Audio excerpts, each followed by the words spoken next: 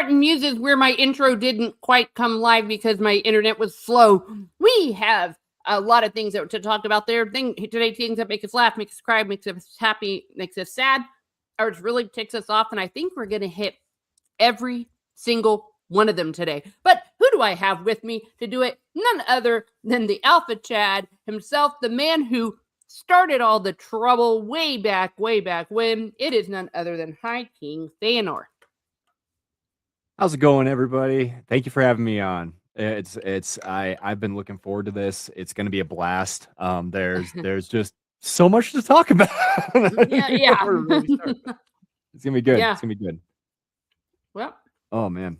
Well, good place to start. Sorry. Yeah. Go ahead. First, we'll say hi to the chat. We have me, and we have Archer Colin. Why? Just why? And good afternoon, even though. Why? Well, because you know what? Sometimes it just feels good to dump all over something, and this is gonna feel good. We have Steve Kenobi. We have Archer Colin. You might be interested in the Monday stream my friends on the Wayfarer project are doing regarding the Silmarillion. Oh, I always like the Silmarillion. Thank you. That's me again. Oh, yeah, I think I was excited about seeing everyone. We have Snorter Poopies Pooper. Thank you for being a muser of House Rose. Thank you. And a Soren Sword. And everyone's saying hello to each other. Diga Outlaw is here, and so is Gorilla's original or random thoughts. They are original, too. I hope I didn't miss anyone. Bring on the no brain power. Yes. All right. Well, I'm going to kind of... Oh, one more. Hello there. Hello, Davish. Thank you for being here. Great to see you. So I'm going to hand it over to the High King. Yeah. Rings of Power, the show that makes you want to walk in front of an airplane. Mm-hmm. Did you see that? Oh, no. Yes, I know. That's why I was like, oh, no. Oh, no. Though it is, it was incredibly tragic. But, man, quit being so selfish, terrible. People. I mean, he could have gotten people killed, or she. I think it was a he. Yeah, I've seen the videos. It was at I think I've told you before, I live in Colorado. It was at Denver International Airport. Oh man, that's crazy. And yeah, it's been all over the local news talking about it. So yeah, you don't want to. Yeah. Well, first of all, don't. Second of all, don't do that. I mean, and then there were the idiots on the airplane who, as they're evacuating, you see them all with their bags. I swear. Yeah, I would go Lord of the Flies. If there's smoke in an airplane right after a big boom happens because someone gets sucked up into the engine and some idiot in front of me is trying to get their bag out instead of us getting our asses out, like I said, I'll go Lord of the Flies because they're putting people's lives at risk. Yeah, my dad and I agreed because I was talking with him yesterday, and he was like, "Oh, I'm stepping over people. Like, if they're doing that, it doesn't matter. I am going to walk over you in order to get out of the plane. Like, it's not even. Yeah, I'll do worse. Yeah, I mean, no doubt. It's insane. And then some people got hurt going down the slides because they're holding their stuff. You're supposed to cross your arms over your chest. All right, everyone, listen to Aunt Teresa. I'm telling you what to do in an airplane, and don't get in my way because I'll go worse than he says he'll step over. I'll do worse. We got seconds to get out of that airplane. To answer Archer Colin in the comments. So what happened is there was a gentleman, I say gentleman, he was actually out. He had like 20 prior arrests, and he ended up walking out onto the runway at Denver International Airport and stood in front of a plane that was taking off, and he was sucked up into the engine. Mm-hmm. And it was dangerous. And it died instantly. Well, yeah, it was dangerous for him. Yeah. But it's dangerous for everyone. It blew up the engine, and of course, the pilot aborted the takeoff. I mean, thank God he was able to do that because he hadn't yet lifted off and came to a screeching halt, and then they did an evacuation. And then, like I said, I wanted to add a few people to that idiot for putting people in danger by getting their backpacks and stuff. It's like, really? Yeah. Well, the one point of contention I had with my dad, though, he got a little perturbed with the people who were filing a lawsuit, because apparently there's a lawsuit already filed against the city of Denver about this. And I was like, I told him, I was like, Dad, imagine you have little Timmy sitting in the window seat, and he just watched that happen. Okay, no, lawsuits are absolutely justified in this particular case, but at least in my opinion. But Yeah. Well, and my last thing also, I want them to ban. Sorry, I want them to ban carry-on luggage, and then that'll solve this, because that's the only way they'll do that. Or anyone with luggage after an evacuation, they need to arrest them. I think that'll stop it. I love how we started this talk. Like, we're like, hey, we're going to talk about Rings of Power. And it's like, nah, let's talk about an airplane crash. That's more of a pleasant conversation. Let's talk about that too. Well, speaking of crashes and car crashes and airplane crashes, This is going to be all of it combined. Literally, no one has watched, will watch, cares. It's all Amazon performative slop, a goblin orc sidekick for effing Galadriel. Oh, is that going to happen, or has that already happened? I honestly don't know. Wait. Literally, hold on. Let me find it. A goblin literally orc no one has sidekick. watched, will watch, cares. Yes, that's confirmed. That's confirmed. She's gonna have an orc bestie in season 3. You got to be kidding me! I am so serious. If what has been reported by numerous accounts that are, shall we say, Confirmed. in league with Amazon, that this is a confirmed thing. I'm about 95% sure it's legitimate. So it's well, considering what's kind of happened with her little arc with not Ada or whatever, I can see that this is where they're going, and she's gonna go, oh, we all need to just get along. Yep. Yes. It's going to be one of those, diversity is our strength. We all just need to get along. Be inclusive. Yeah. It's going to be one of those. So yeah. Yay. And that makes you evil, by the way. We're evil if we don't like this. Remember, because they said this is supposed to be about friendship and this and this. And if you don't like that, then it's evil. You're evil. It's like, screw you. The only reason you got the job was because no one else would take it. Why do you think that they had to get script doctors to do it and not a real writer? No real writer wanted to touch it, because you cannot write the novel, the book, the story that Tolkien never wrote. It's like me saying I can write Beethoven's 10th Symphony. It can't happen. Ugh. We'll be back later, says Gorilla Random Thoughts. Gonna go eat in the break room. Okay, and I'm gonna sit here and yell. I'm already yelling. Orcs are mainstream media told me DI diversity. Oh, you're right. They did tell us that. Yeah. So therefore, whatever. Oh my gosh. See, this is where it's just such a mess. Galadriel on stolen orc land. Yeah. It's, oh my gosh. And my cat's knocking everything off the desk. But yeah, I mean, really. Oh gosh. I'm with you, Salty Trouncy. I wish I was Amish so I didn't have to know about this trash. Right. That might be the comment of the day. Well, for crying out loud, I've said more than once that I completely understand the Desert Fathers, the first hermits that went out into the desert, and like one of them lived in a tree and didn't come down. Or St. Kevin, who went up to a cave, and I saw that cave, and I'm like, dude, I would have joined you. I'm like, I'm done. Right. I'm done with the world. Oh no, Galadriel, orcs, middle orc. Oh no. Oh no. I mean, Galadriel's getting around, huh? Yeah, well, of course. Well, because she doesn't have a husband. You can't have Celeborn being there, one of the most badass guys ever, because that would overshadow her, right? No, it wouldn't, you dumbasses. That's like saying you had to cut out all the men from Rohan or from the Battle of Pelennor Fields because that would have taken away from Éowyn. It's like, no, it wouldn't have. Or to cut out Mary and all of that. No, it wouldn't have mattered. A woman can stand on her own toe-to-toe. And of course, the relationship that Celeborn and Galadriel have, of course, they're married by at least by 1,000 years or more at this point. And the way we learn how they meet, of course, it's not all spelled out in it, but you can just imagine how it was. And they fought together too, didn't they? And that's where people say, you see, Galadriel kind of did something here, so maybe that means that she's Xena warrior princess. Right. Yeah. Sorry, I inhaled it. Oh, no, you're good. You're good. You're good. Yeah, go for it. Um.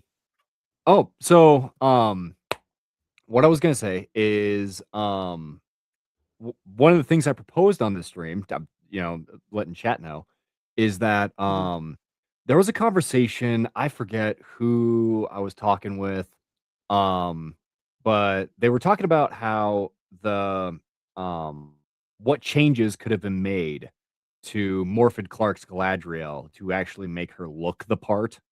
mhm, There's so many different things to critique as far as um the fact that the woman is 5'3", first of all. She's a very small, petite woman. And with that, there's a lot of Hollywood kind of camera trickery you can do to make somebody appear taller than they actually are. I don't really think that's, that much of a like fit. yeah, Like you don't need to go to not a problem. a great deal to fix it. But and I'm gonna present something here, if that's all right. Go for This is it. a picture. It's a picture of hold on. Let me uh Streamlabs.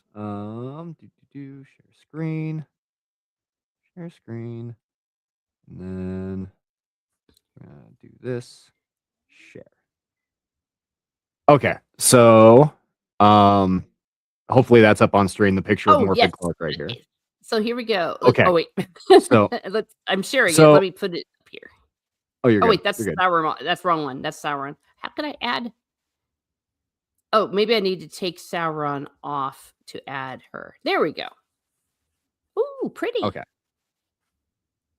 So this picture right here, it's just a screen grab from one of the episodes, and Mhm. I shared it with my wife and our roommate. Now, my wife is a former hairstylist, and our roommate is a tattoo artist and cosmetologist.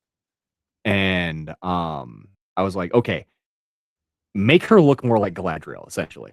Yeah. Like actually, like, what would you do? And so before I even asked them, when I was talking to another friend of mine, the first thing that they said was get rid of the stupid yellow filter that they use in all of the Amazon TV shows.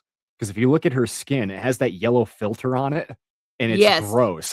It's just Yeah, disgusting. the whole thing is but yeah, but when I automatically said pretty though, I mean, look, she is pretty. Look at that face. I mean, that face, like it's like a canvas, and I think that's what you're gonna do, right? You're Yeah, gonna get rid of some of this yeah, crap? yeah, exactly. Yeah. So the first suggestion I received was, and just to get your take, was that she needs her cheeks contoured to make her face appear longer. Uh-huh. Yeah, I hate Um, her makeup. yeah, yeah, she has a naturally rounder face, Mhm. and I immediately was like, "Oh, okay, yeah, that makes perfect sense." Um, and then the next thing was, I'm just reading this off because this is off a text message that I received in our little group chat. Alright. Um, wouldn't have to do much with her hair because she's already blonde, but maybe tone it to make it more of like a white blonde and add extensions to make it appear fuller and longer. Yes.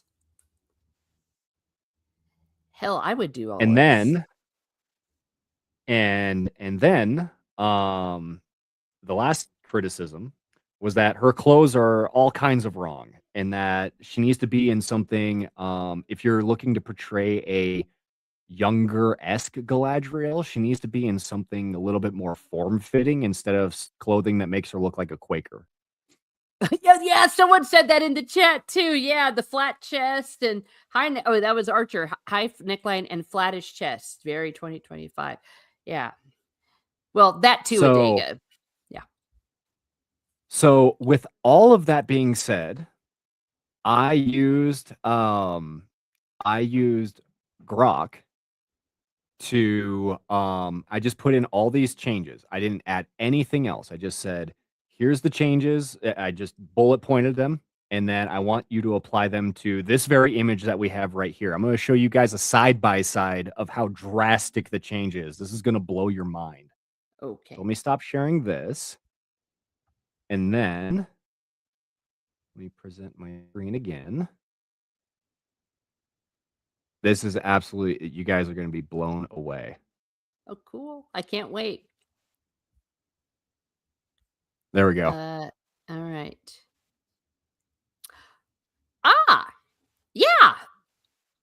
Yeah. Now, That's and and that's just 3 things, 4 things if you count the orange filter. yeah, yeah, I mean, you're a multi-billion dollar production. I shouldn't be able to do this with a minute of time in like just a couple of friends back and my wife bantering back and forth about it, you know?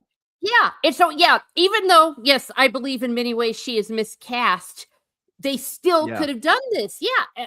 Well, the only thing I might say is I'm not so sure she would show that much cleavage, but Yeah, I know. That was Grok being Grok. I couldn't really do much about that. But even then, like that's still what's the word I'm looking for? It's still respectable, I guess. Like it's not yeah, it's not like overkill by any stretch of the imagination, you know.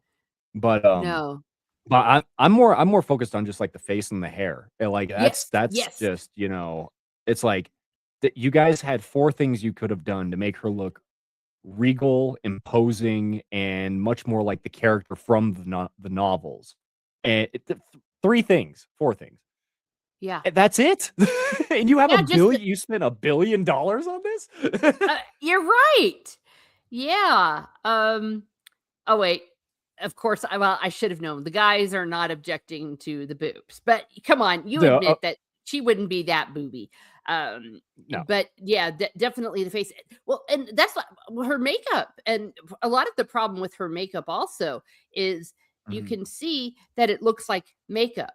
So it's like, oh, Yeah, there's Galadriel, or there's a character, there's a woman with blush, like it almost looks like drugstore makeup put on kind of badly. It's like a kid going to prom where, oh, yeah, you can see the blush, you can see this, but no, it's supposed to be this. And yeah, you could make her more angular, make her look more elf like, more immortal, and not change a darn thing. And you're right about the height because, well, we've seen them where they take men like John Reese Davies, who I guess was taller almost than all the actors, and made him a dwarf. So you can yeah, make them look taller. You can use tricks. They could have, should have used that with the people from Numenor. yeah. And well, for instance, like what they did with Gandalf, and the Hobbits, where they used a lot of close-ups.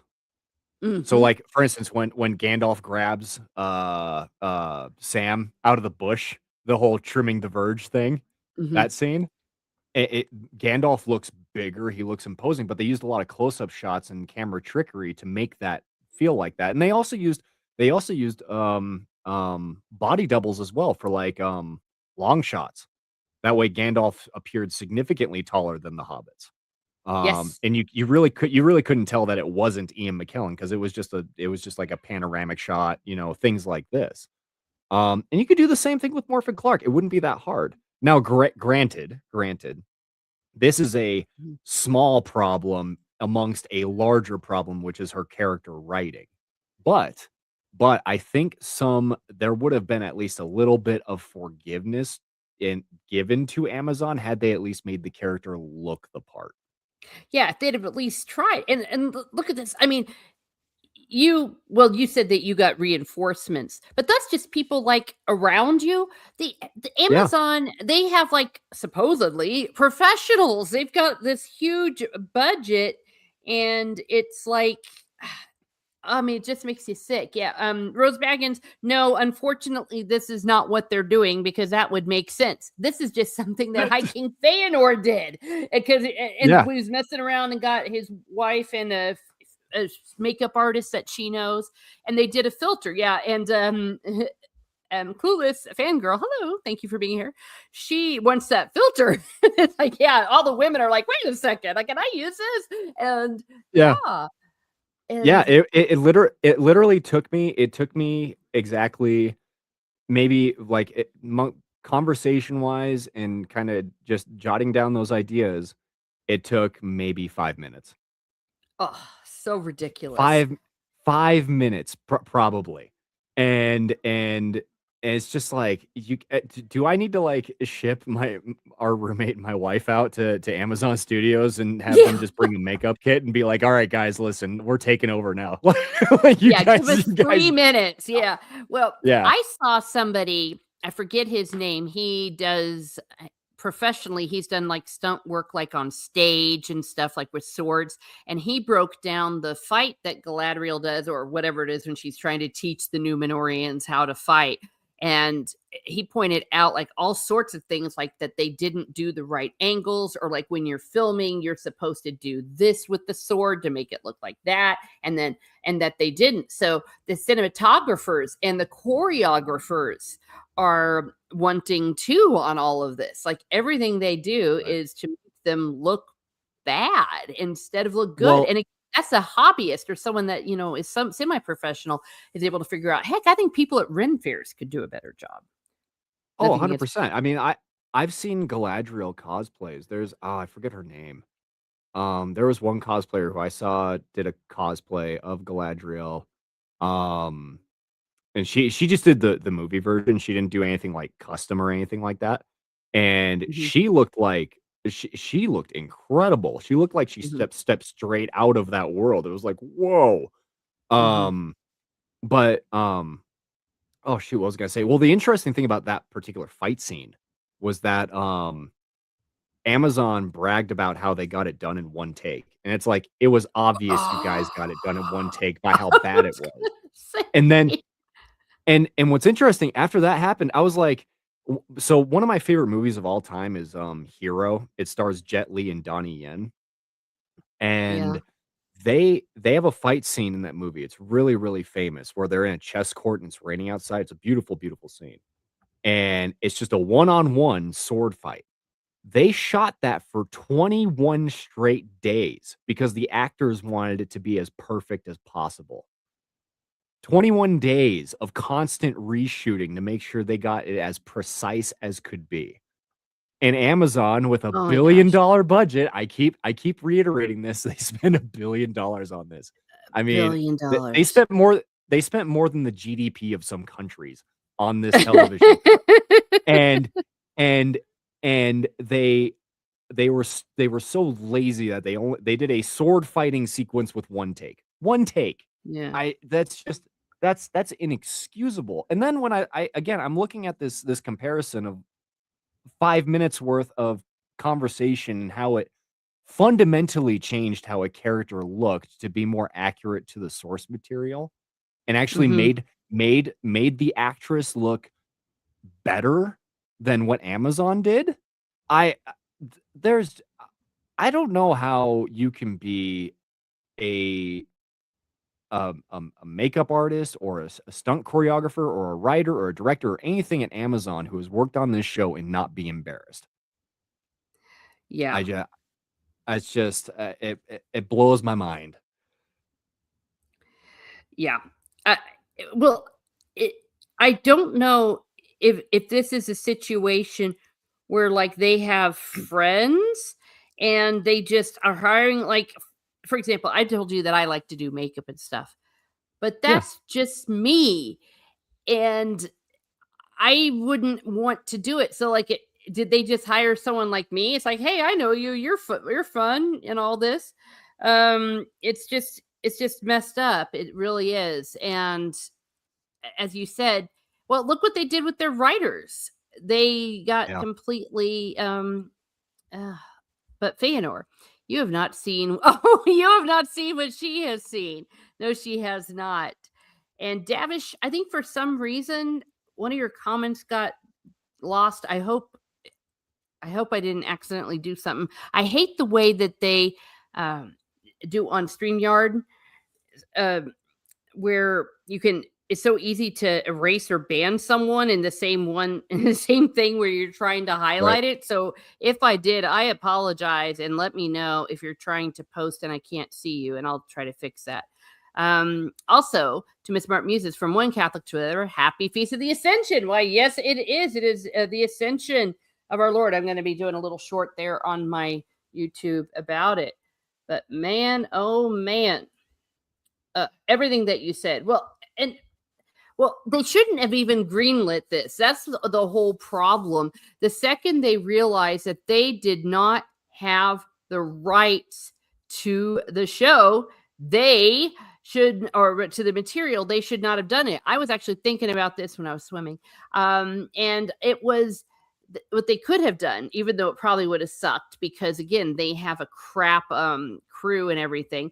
But what they should have done is they should have maybe taken things from the appendix that they had the rights to. Like I was recently rereading it, and you know how it says like this steward, that steward, that steward, or this king, like after Isildur. And it occurred to me that they could have done like one episode with each of those kings or something. And maybe fleshed out a little bit of what was in that paragraph, and then another episode. They could have called it The Kings of Gondor.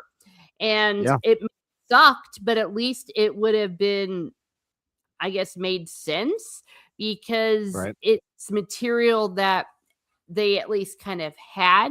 Not, well, we have the rights to the names and some of the paragraphs that they summarize this in the Lord of the Rings or in the Hobbit or in the appendixes. So we're just going to take not Tolkien's story and make our own story. It's just Right. the height of hubris and everything that's wrong with everything. So, it's really, really annoying to me. Incredibly I annoying. I've always said that if they were going to spend this kind of money on a Lord of the Rings project and they only had the rights to the Lord of the Rings and the appendices, what they Mhm. should have done is they should have done Balin's failed expedition in Moria. It's a tragic story. It would have hooked Oh, everybody in, and there's enough material there where you can do something that is very, very respectful to the source material while also filling in little gaps. It would have been the easiest thing ever to do. And it's incredibly compelling, and there's enough characters mentioned within that particular story where, the audience would become attached to them, you mhm. know? Eh, because in Rings of Power, it's bad enough because they condense the timeline, and then so now you're working with a ton of characters that shouldn't even be in the world at the same time with each other.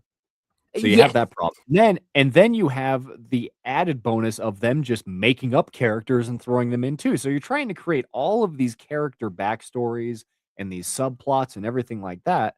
And it's one of the reasons why Rings of Power, the writing in it is so it's I genuinely wonder how if they maintain this style of writing, how they're gonna get through the Fall of Numenor, um well, actually, The War of the Elves and Sauron, The Fall of Numenor, and The Last Alliance, because their writing just drags. It's so monotonous, Yes. um, and time wasting. And I don't know how they're gonna do it. Unless they said screw it and they're just gonna speed run everything, which I mean they could, but Yeah. apparently they're releasing season 3 in November, Ugh. and then they plan on having season 4 out by next year. They're moving fast. I think that they Yeah. know that they suck and that there's nowhere to go with this, and then they're going to, just try to finish it to the end. Because I have a theory that it's maybe not even original. That they already paid for it, so they have to see it through to the end, and that's maybe partly why the Wheel of Prime got canceled because they didn't spend as much money on it, and they were just like, "Okay, we just can't keep pouring money down the drain." So maybe we have that to thank that the Rings of Prime got Wheel of Prime canceled because Right. they just can't afford it. But I don't see how they could cancel it after spending as much money as they did on it. Well, Um, they're also locked into a contract with the Tolkien estate too. And uh, the word on the street is that if they were to cancel after season 3, mhm. they would have to spend 20 million per remaining seasons that they didn't complete. So 40 million in total. Ooh, so you just may as And well. they might as well Ugh. just put something out there and then forget that this ever happened. And today actually they just announced uh, Amazon was supposed to have a video game, Lord of the Rings video game coming out, and that just got canceled. So there's that. Oh, I didn't Um, hear it was canceled. Oh gosh, that's yeah, breaking news. Yeah. yeah. As of multiple Tolkien related and Lord of the Rings related pages that I follow. There's also a podcast I follow called the Melonheads. They reported on it, and yeah, it's confirmed that they canceled their planned video game. They originally announced it in 2023, and now it just got canned. So Yeah.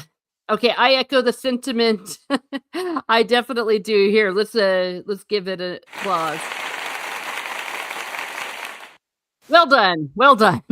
Well done for canceling it. That's the only thing Amazon's done right as far as this is concerned, as far as I am concerned. Um, oh, if they're still in the chat, because I'm scrolling back up through the chat. I wasn't looking at it when I still had that side by side picture up. mhm. To hold on. Let's see here. Clueless Fangirl and Rose Baggins. Okay, so it the that image that you saw, I guess you could call it a filter. But what I did was, because I don't know if you guys heard the full explanation. I went to my wife and our roommate, who both work in kind of the makeup, hair, or in the case of my wife used to, industry. Um they, gave me, just a few things, bullet points on how to make Galadriel look more like Galadriel if she is gonna be played by Morfydd Clark, Mhm. and so I ran those through Grok, and I just attached the photo, and I just said, "Make these changes," and that's what Grok came out with, and it was like, Mhm. wow. Yeah. It just, unbelievable, Yeah, but and it's not hard. Well, they uglify everyone. I mean, if you think what they did with Rings of Prime was bad, the Wheel of Time, and that took the uglification to a whole other level. And I yeah. still think that they were planning to make it a little more naughty. But when the rumors Mhm. went out about them hiring a was it an intimacy coordinator? I think Yeah. that the backlash was so big that they canceled it. I mean, it makes me wonder what they canceled, what they cut. Yeah. And Oh, 100%. Yeah. yeah.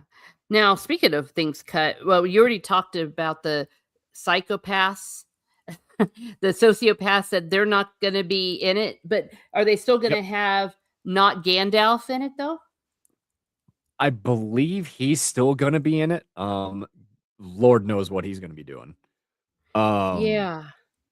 but yeah, apparently, well, here's the interesting thing, right? One of the actresses who played the one of the Harfoots is still like it's a weird thing. So I was just reading about it. Apparently, it came out that they are going to be cut from season 3, but the act one of the actresses is still listed for season 3. So I don't know what that's about. Maybe it's just because she's been in the show previously.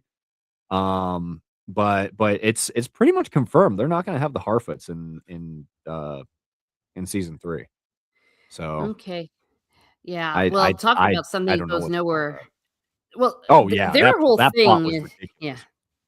ridiculous. Yeah, I mean, even from the very beginning, people that were watching it were like, "No, no, like, who are skip these people, it's boring," and I think that the whole plot was leading towards them just founding Hobbiton, wasn't that what they were gonna pull out of their buttocks?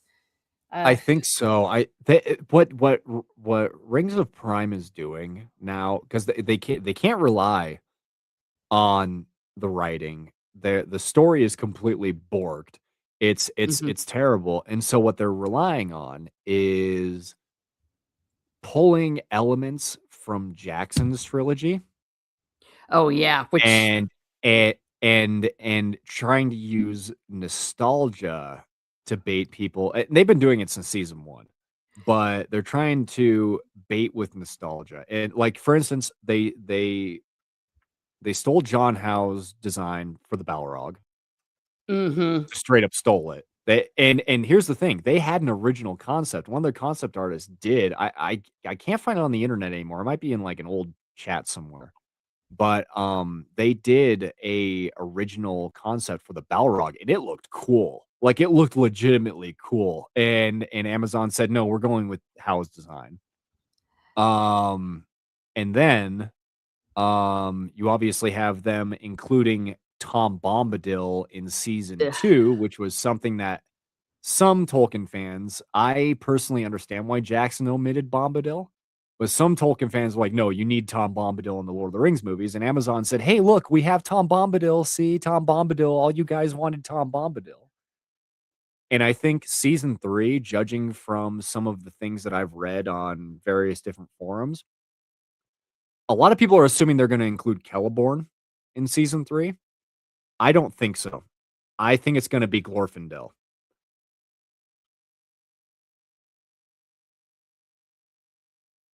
Are you still there? Muted. I just realized I was muted. Oh my gosh. Is there someone that they've actually cast as so-called himself, Uh, Celeborn or Glorfindel? Jamie Campbell Bower. Never heard of and him. and they had a code name for him, Oh gosh. which roughly translated to not roughly translated. The code word for him was the same name as the Maya who stewards the sun around. But here's the interesting thing: prior to her being the steward of the sun, she tended golden flowers in Valinor. And who is Glorfindel, the Lord of the House of? The House of the Oh Golden Flower. Which is why I'm like, yeah, no. it's Glorfindel. It's got to be Glorfindel. Oh, for crying out loud. Now, That is the that most could retarded. that could be a simple distraction to throw people like me who see right through this crap off course, which is entirely plausible. And it still Yeah. could be Celeborn. I just don't see it. I think what they want to do is be like, it's gonna be just like Bombadil in season 2. Like, guys, look, here's Glorfindel. You guys wanted to see Glorfindel save Frodo, right? Well, here's Glorfindel now, and he's gonna be doing all kinds of fighting and crazy things. And it's gonna be like, stop.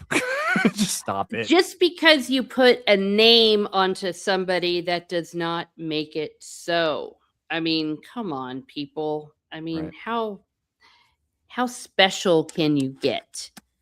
Yeah. For crying out loud. Oh my Rose gosh. Baggins. Oh, wait, wasn't he Vecna? Yes. Yes. Huh. Yes, he Okay. was. If I remember correctly, yeah. Yeah.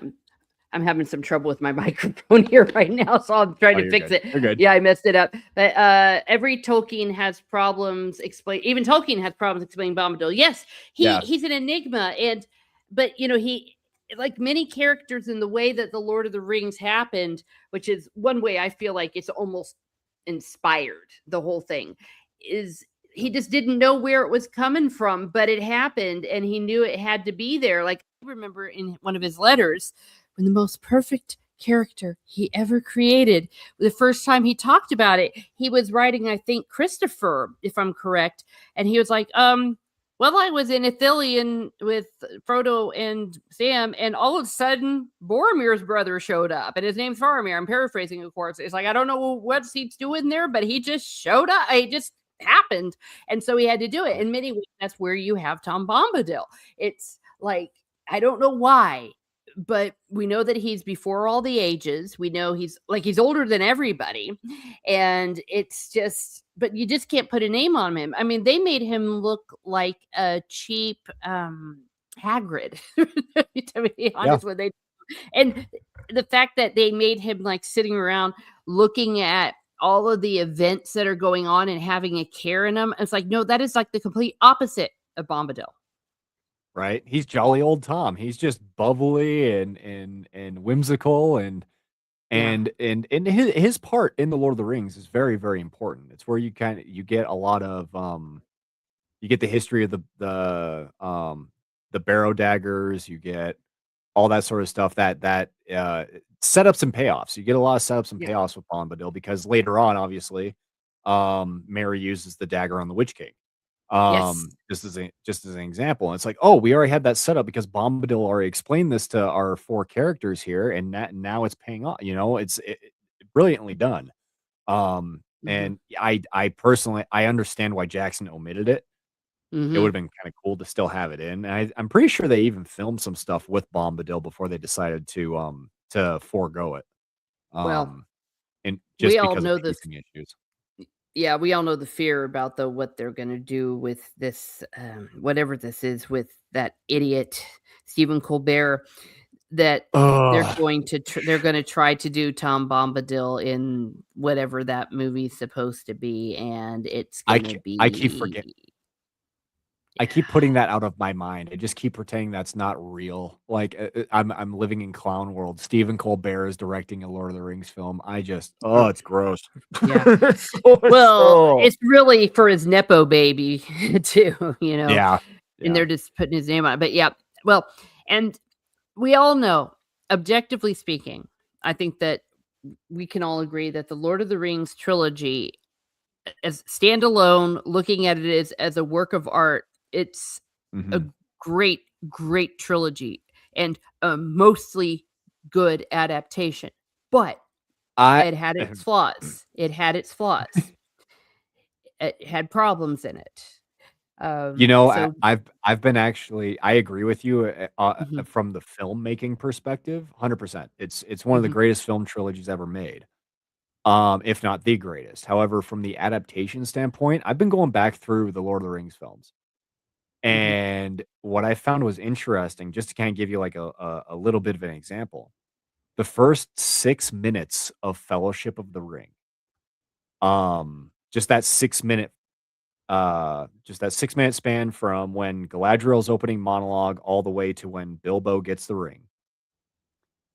There are roughly there's roughly a canonical inaccuracy every 30 seconds. hmm. Well, that would be very And interesting to see it torn down, yeah. You mean things like with the and way the rings and the kings and the dwarves well, or I'll give you an so I'll just run through it real quick. The first one is when Galadriel's going through her monologue and she says, three were given to the elves, immortal, wisest, fairest of all beings. Um, Immortal, yes. Fairest, yes. Wisest, no. Matter of fact, it was exactly a lack of wisdom on the part of the elves that led to the creation of the rings in the first place. mm, Um, and then you get to when she's describing the race of men, when the nine rings are given to the race of men. When she says that men above all else desire power, I that goes completely against the entire history of the race of men in Tolkien's world. Because you can probably count the amount of men who, on a single hand, who actually had a lust for power. And they're mainly just kings of Numenor during the later stages.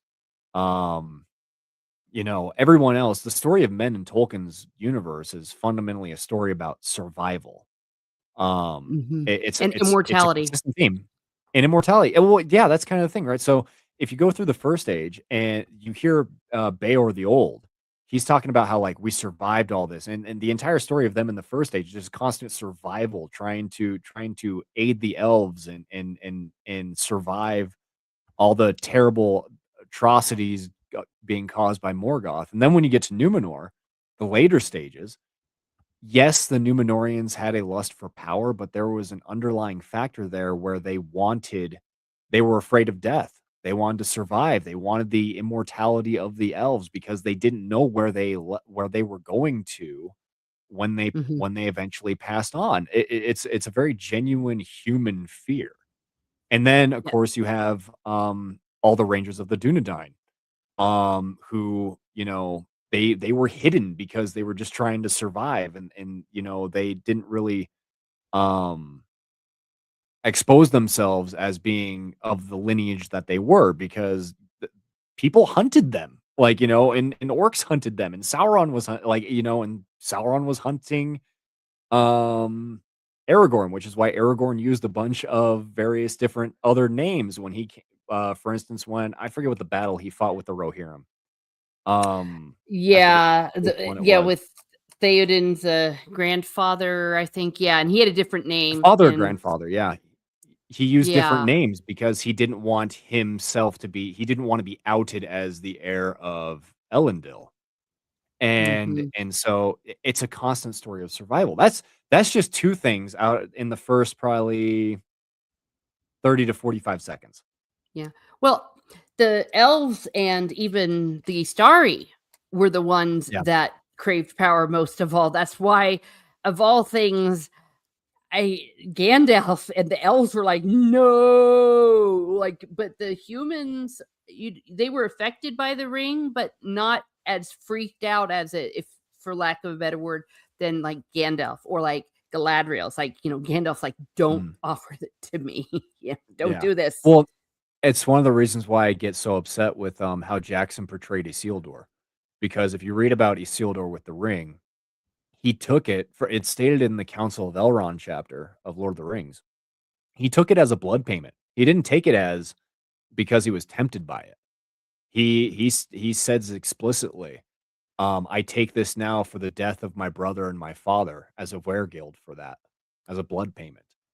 And Yeah. then what happened was he tried to master the ring himself and was humbled by it. And when he realized he couldn't, he went to take the ring to Elrond to give the ring up.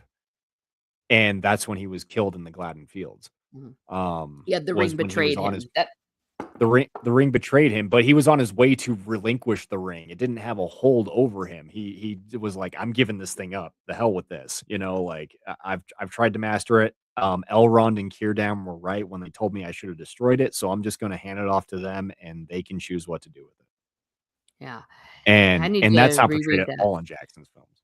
Yeah, yeah, Yeah. yeah. Though I It's get that. the simplification of it though, because I mean, to me, those are issues, but they're not as egregious as some of the things, frankly, that happened in the Two Towers. I think that that is the Yeah, worst of them all, as far as, of course, what they do with Faramir and all that silliness yeah. about bringing the hobbits to Osgiliath, but also Helm's Mhm. Deep, aspects of that, Absolutely. things like Yeah, Eowyn being at Helm's Deep, and the way that they portrayed Theoden, that he was like, "Oh, no, I didn't really do this. I'll go to Helm's yeah. Deep," when instead he was going out to help Erkenbrand and all of those guys in battle. And then they Mhm. retreated to Helm's Deep. And that was part of the reason why they were kind of screwed, because they weren't ready for a siege. They weren't ready to hunker down. They were actually planning on having a big old fight. And they left Right. Eowyn in charge at that point. So, there's this, and that stupid thing with Aragorn falling over the cliff, and is he dead or is he not? And then the Days of Our Lives with Arwen and Aragorn breaking up. Right. It was just like, oh, just piss off. Um, but Gi all give that me being give said, me yeah. one gi give me one quick second. I just gotta use the boys' room real quick. Okay, I think it was Use the Boys Room. I'm going to continue to say, but all that being said, as an adaptation, he really gets the main points. He, in my opinion, for the most part, gets absolutely perfection. Frodo and Sam. There were some parts like where Frodo sends Sam away. I'm like, really? We all didn't like that at the time. See, we never get the story about the last 5 rings that were forged by the Polar Bear Lord. I am so sorry. I am so sorry. Polar Bear lives matter.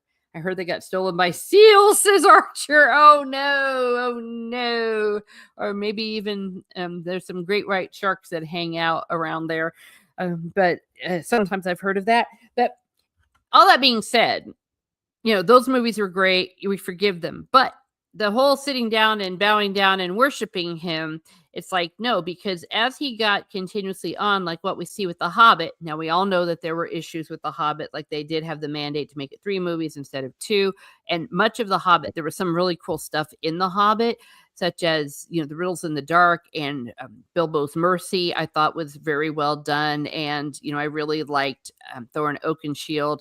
Well, not everything leading up to his death, but when he gave that little speech about, the world would be a better place, blah, blah, blah. But for the most part, we really see the silly side of Peter Jackson in The Hobbit. Well, we saw it a little bit in the Return of the King with super Legolas and then doing a surfer thing, and it's just Oh, like, yeah, I hated that. yeah, yeah. Well, So I'll be it's honest. not perfection. I I've been thinking about it. A lot of people, and you and I have had this discussion before about which character was the most done the most disservice in any of Jackson's films, The Hobbit or The Mhm, Lord of the Rings. And I've been thinking long and hard about it. Obviously what he did to Faramir and Denethor was egregious. mhm, But I think one that kind of gets swept under the rug a little bit is Gimli. Gimli in the books mm, was an incredibly philosophical character. Like he had a lot of words of wisdom. My personal favorite is I think he was talking with Elrond in Fellowship of the Ring, and Gimli says something to the effect of it might be the exact quote, "Faithless is he who abandons his friend when the road darkens." I was like, "That's profound. That's quite profound. Why didn't we yeah. get profound Gimli in these Yeah, we films?" just got silly Gimli, didn't we? Yeah. Yeah, in like Fellowship, he's the most serious of the 3 films. As the films progressed, he just got sillier and sillier. Um, Mhm. his one serious thing in Two Towers was when they first encounter Éomer. Mm, That was yeah. it. Because after that, it was the stand on the box joke and tossing the dwarf Tossing a joke dwarf. and Yeah. and So that was and funny. all that. And falling off the horse joke, and it was like, "Come on, Jackson, please." You Yeah. know? Well, and he had a great moment in the Battle of Helm's Deep, where he just was fighting like a beast, and I think they even thought he was dead. He and Aemir, I think it was, if Yeah. memory serves me right, and just really cool stuff. So beware of Peter Jackson, beware of the worship of Peter Jackson, and that's one of the problems with the Rings of Power. I really felt like often they were more concerned with Peter Jackson's Lord of the Rings than they were with Tolkien's Lord of the Rings, even Mhm. with the very extended slow-mo shots that they kept doing and the long speeches that kept going. Oh, Arthur Collins talking about The Hobbit, the Barrel theme park attraction. Gimli, I yeah. forgot about Yeah, that. someone called it the river of, questionable physics or something. It's like, yeah. Oh, the physics in those films is ridiculous. That when they're in Goblin Town, when that Oh bridge gosh. collapses and somehow they all survive, I just started laughing. I was Yeah, laughing hysterically. I was like, "This is not a serious movie." they would have all died instantly. They would have died before they got to the Instantly. ground. Yeah, they were bouncing off rocks and things, and they fell like what 500 feet and just nothing to cushion their fall. It was, yeah. The ballet on barrels, lol. Yes. But like I said, some of it, was good. I had for fun. I watched The Hobbit recently before I saw The Lord of the Rings back to back in the cinema, all three of them. It was one hell of a day. I Mm, watched The Hobbit and skipped anything that wasn't in the books, and it wasn't bad. And it wasn't right. necessarily terrific, but for the most part, there's some things that they just got nailed. They just nailed it. So they're capable of doing that. But I believe that these next movies, they're going to be full of more of that kind of silliness and bad writing. We're not going to see like a movie that we can say, well, it could have maybe been adapted better here or there, but it was definitely a great movie. We're not going to be having this. And of course, I just can't go see it. I just, because I think if it does well, this Hunt for Gollum movie, I think then that's going to be going into this Colbert thing. Because from what I understand, they have never said that the Colbert movie rather, is greenlit. They said that they're still writing it. So if the next movie really, really loses money, maybe it won't even happen. Maybe I'm just dreaming, Yeah, but I think I don't here's the thing, right? I think there's enough of a built-in Jackson fan base where it'll make its money back, but it I won't be don't see profitable. it won't be profitable. And I think this is and then the Colbert one's going to bomb. No one's going to care about that at all. Yeah. Assuming they actually do release it. I I genuinely wonder um, because apparently they're bringing back some of the original cast, and I'm starting to get this feeling I got with films like Terminator, where they brought back old Arnold Schwarzenegger and oh, who's the actress? Her name's on the tip of my tongue. I can't remember her name. Um, but they brought them back when they were much older, and they just didn't have the energy for the roles that they used Mm-mm. to. And I'm getting that feeling with Hunt for Gollum, where they're bringing back Ian McKellen, who's got to be up near 90 now. Yeah. Um, and they're bringing him back to reprise the role of Gandalf. Apparently, Elijah Wood is going to be back in it as Frodo. Why? Mm. And so, and apparently there's a few others that they haven't announced yet who might be making either cameos or a return appearance of some capacity.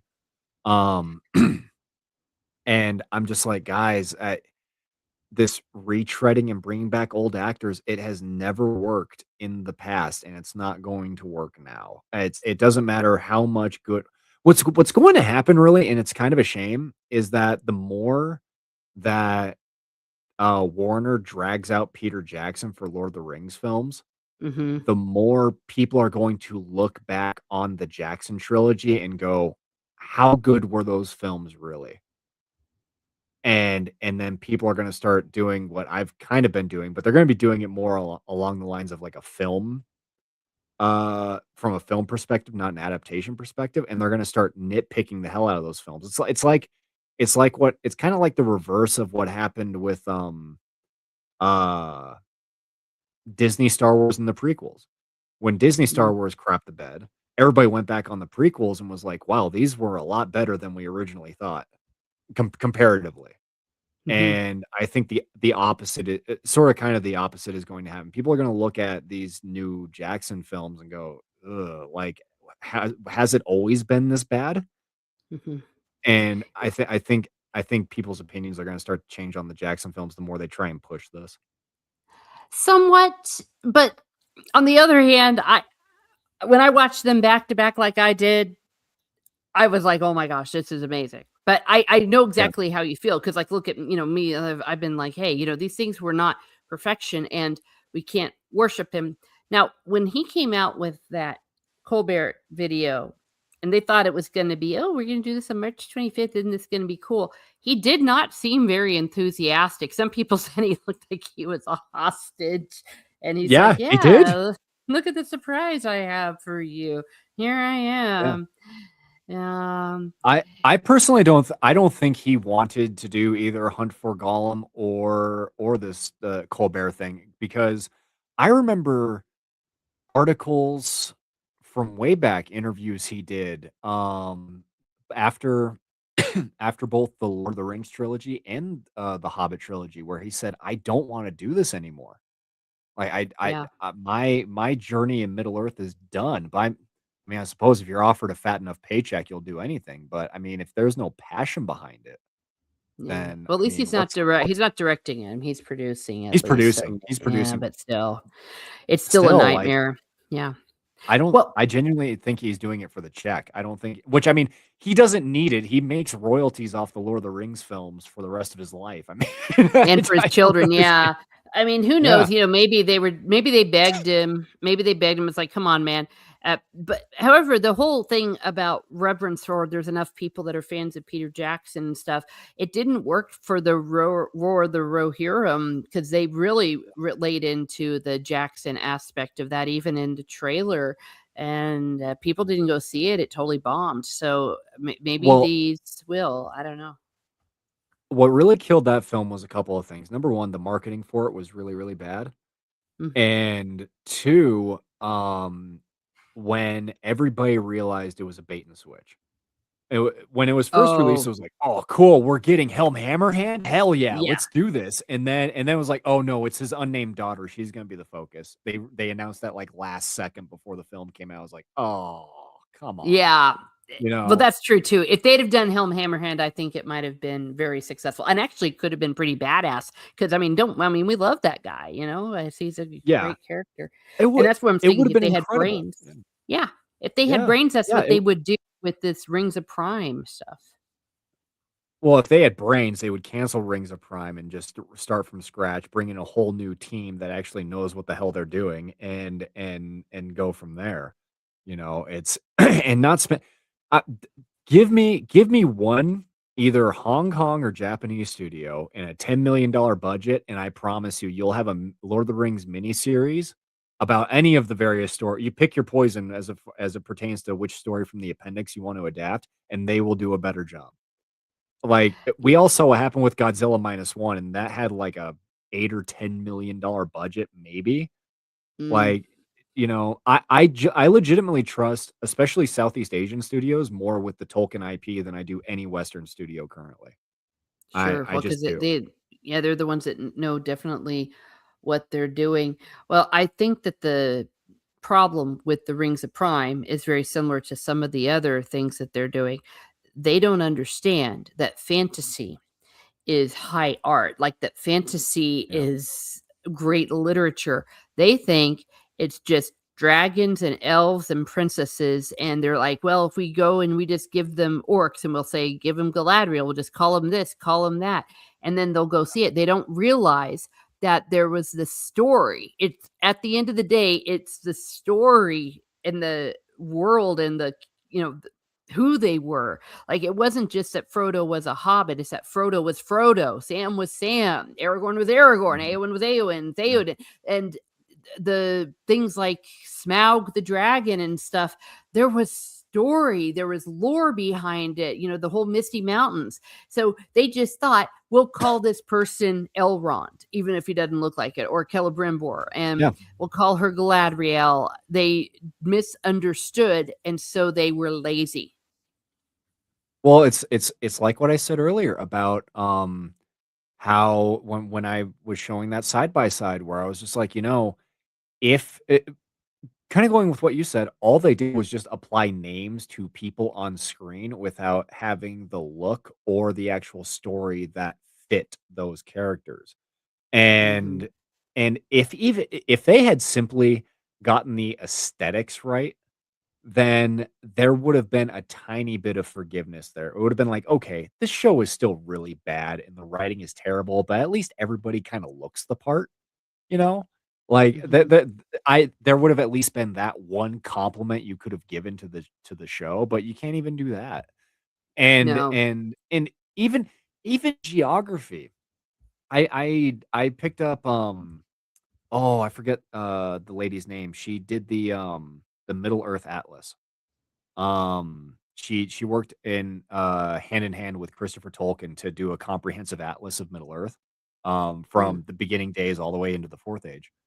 And even their reference to the Southlands is inaccurate. Oh, well, It there we it are. it the Southlands is a place in Middle Earth, but it's, like, way southeast. I mean, like, past Harad southeast. Like, it's way out there in the middle of nowhere in the darkness of Middle Earth. Like, it's uninhabited as far as we know. It's just far, far, far away. But they took that name and applied it to Mordor because they wanted to do their silly little volcanic eruption waterfall thing, and it was just, ugh. But they couldn't even get that right, and they couldn't even keep consistent, uh when they were showing, Eregion, um, the actual, like, I forget the name of the place off the top of my head, but, where the smithing of the rings began. Mhm. Between seasons 1 and 2, there's no consistent architecture. It looks completely different than it did in season 1. Yeah. Well, and Steve pointed out that they actually used sets that were shared from Wheel of Time, the Wheels of Prime, and so, again, they just think that it's Sets just interchangeable. sets and costumes. I forget who I was talking with, but apparently they also recycled costumes for a bunch of the extras. Oh, makes complete sense. Karen Wynn Fonstad, is that who you're talking about? That's what Snurpoopa Sharon went, says, but right? yes, yes, yes, yes, yes, yes, yes. Yeah, yeah, Yeah. mhm, yeah, and Well, and and I recommend picking up her atlas, by the way. It's really, really cool. okay, well, there you go. Rose Baggins, she had pointed out that one of the things that's just lying right in front of them is the story of Elrond and Celebrian. I mean, there's a love story right Mhm. there, and they Yeah. can't have it because they don't have Celeborn. And first of all, I would have loved to have seen Galadriel and Celeborn again being badass, but also being partners, and maybe some little bit of romance here and there. It would have been just Yeah, really nice, and of course, yeah, Elrond falling in love with Celebrian. Wouldn't you love to see that? And him having to ask Celeborn for the hand. I mean, it. It's right. yeah, There's a story there. That's at least a story. It's a yeah. story maybe that You we want to see. you could expand on it and work within. You could work within the themes of Tolkien's writing, how he kind of did romances. And then just kind of look at that, and then no, you're 100% right. Yeah. You could do that.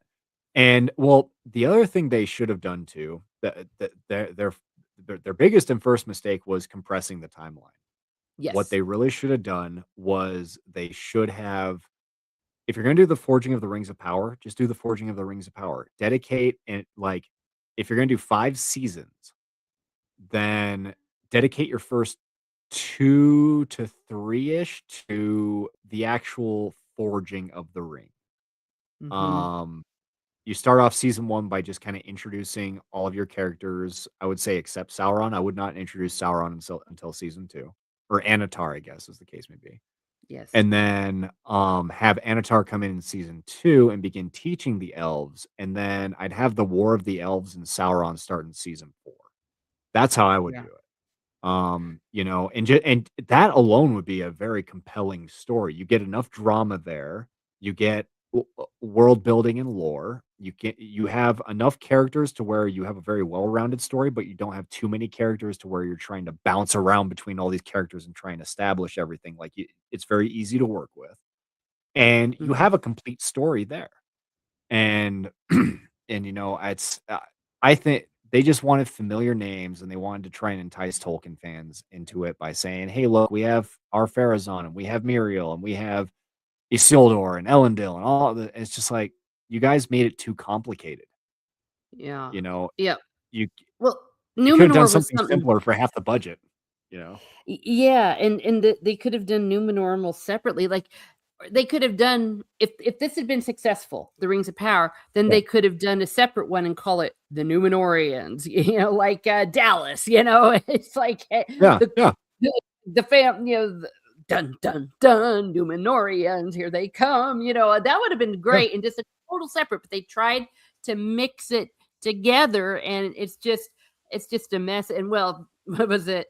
Numenorian man bad or something. It's like the elves are taking our jobs. It's like no, they were jealous of the elves because of immortality, but it's not really time yet. And then because I guess they feel like they have to make certain characters prominent, they had that queen, not queen, whatever, being far more important than she is, Yeah. and just changing up her story and making her ridiculous. Um, Her entire story in the books boils down to, she was the legitimate heir of Tar. Oh, who was it? Tar. Oh my I don't goodness, I'm drawing remember a the top blank of the today. head. I Yeah, I should have I brought. need I need and I. Oh, actually, wait, hold on. I Yeah, I was gonna say my I copy of Return of the King is here somewhere because I have it I have the nearby.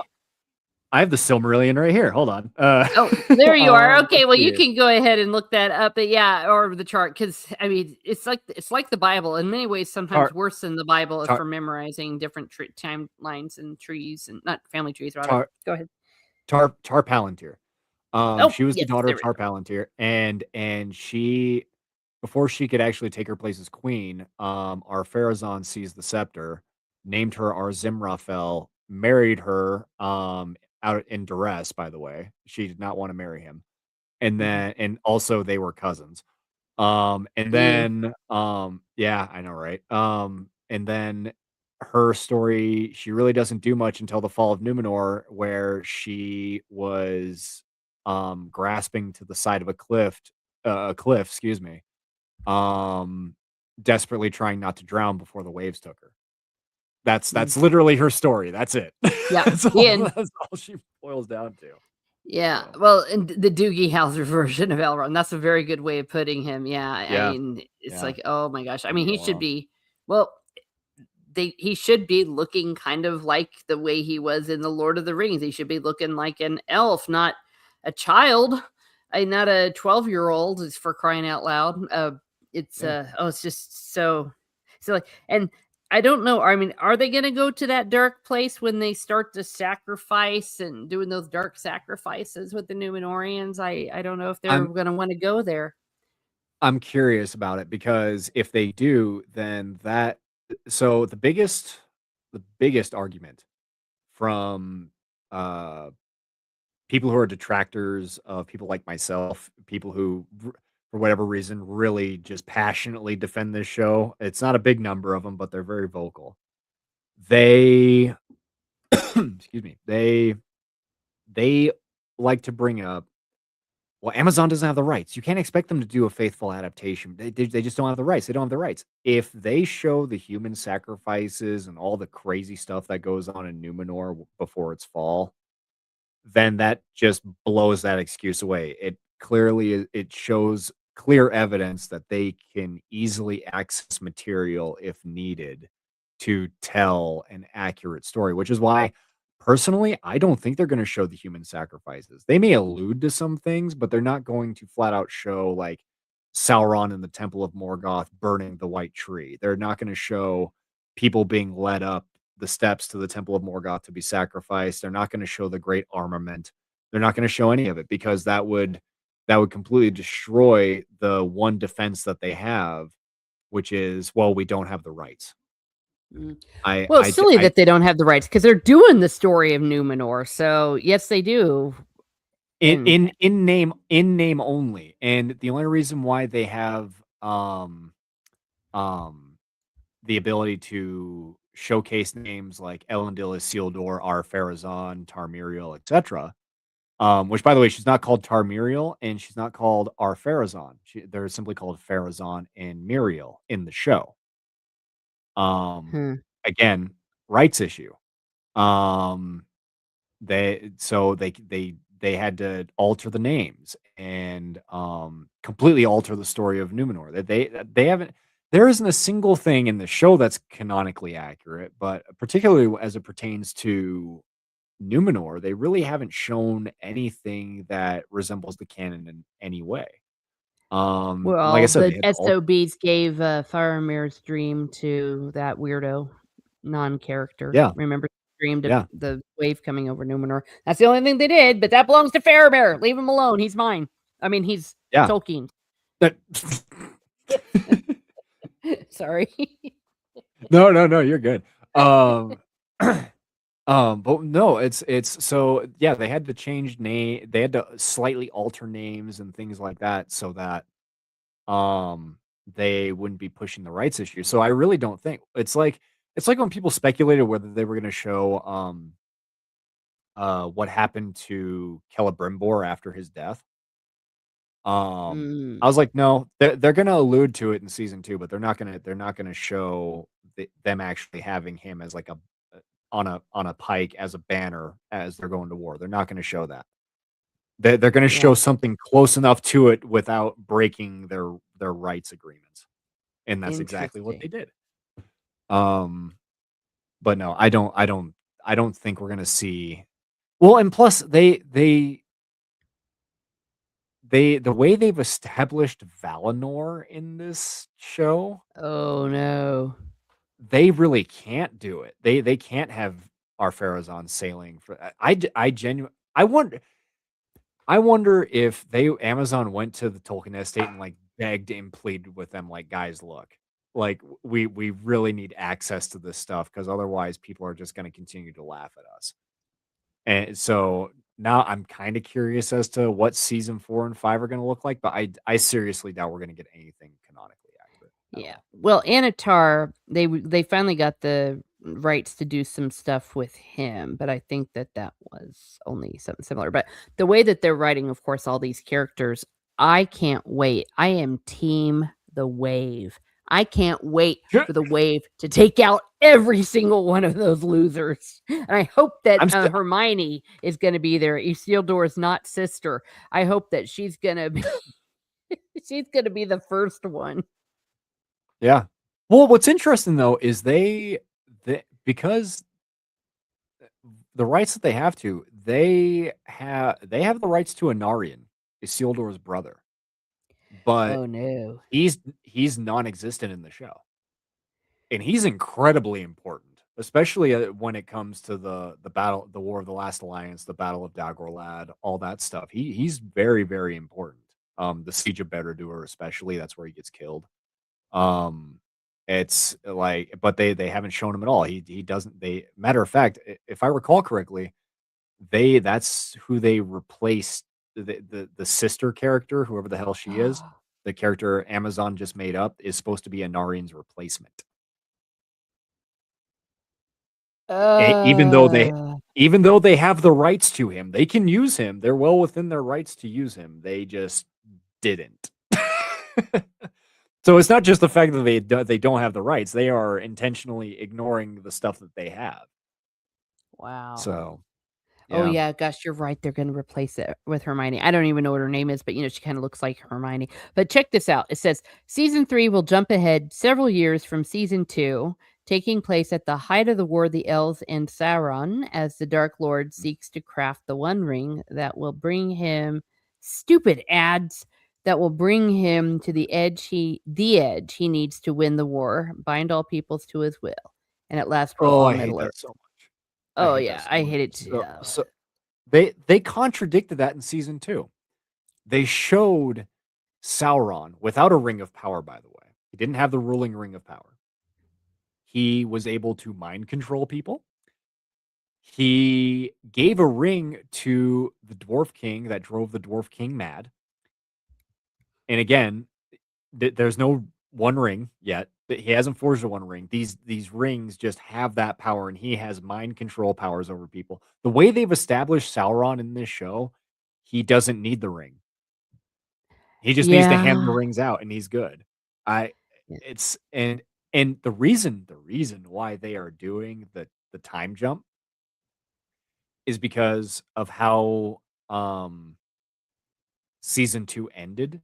There are so many questions that characters will be asking themselves. I'll give you an example, right? Mhm. So the Dwarf King died. He was killed by a Balrog.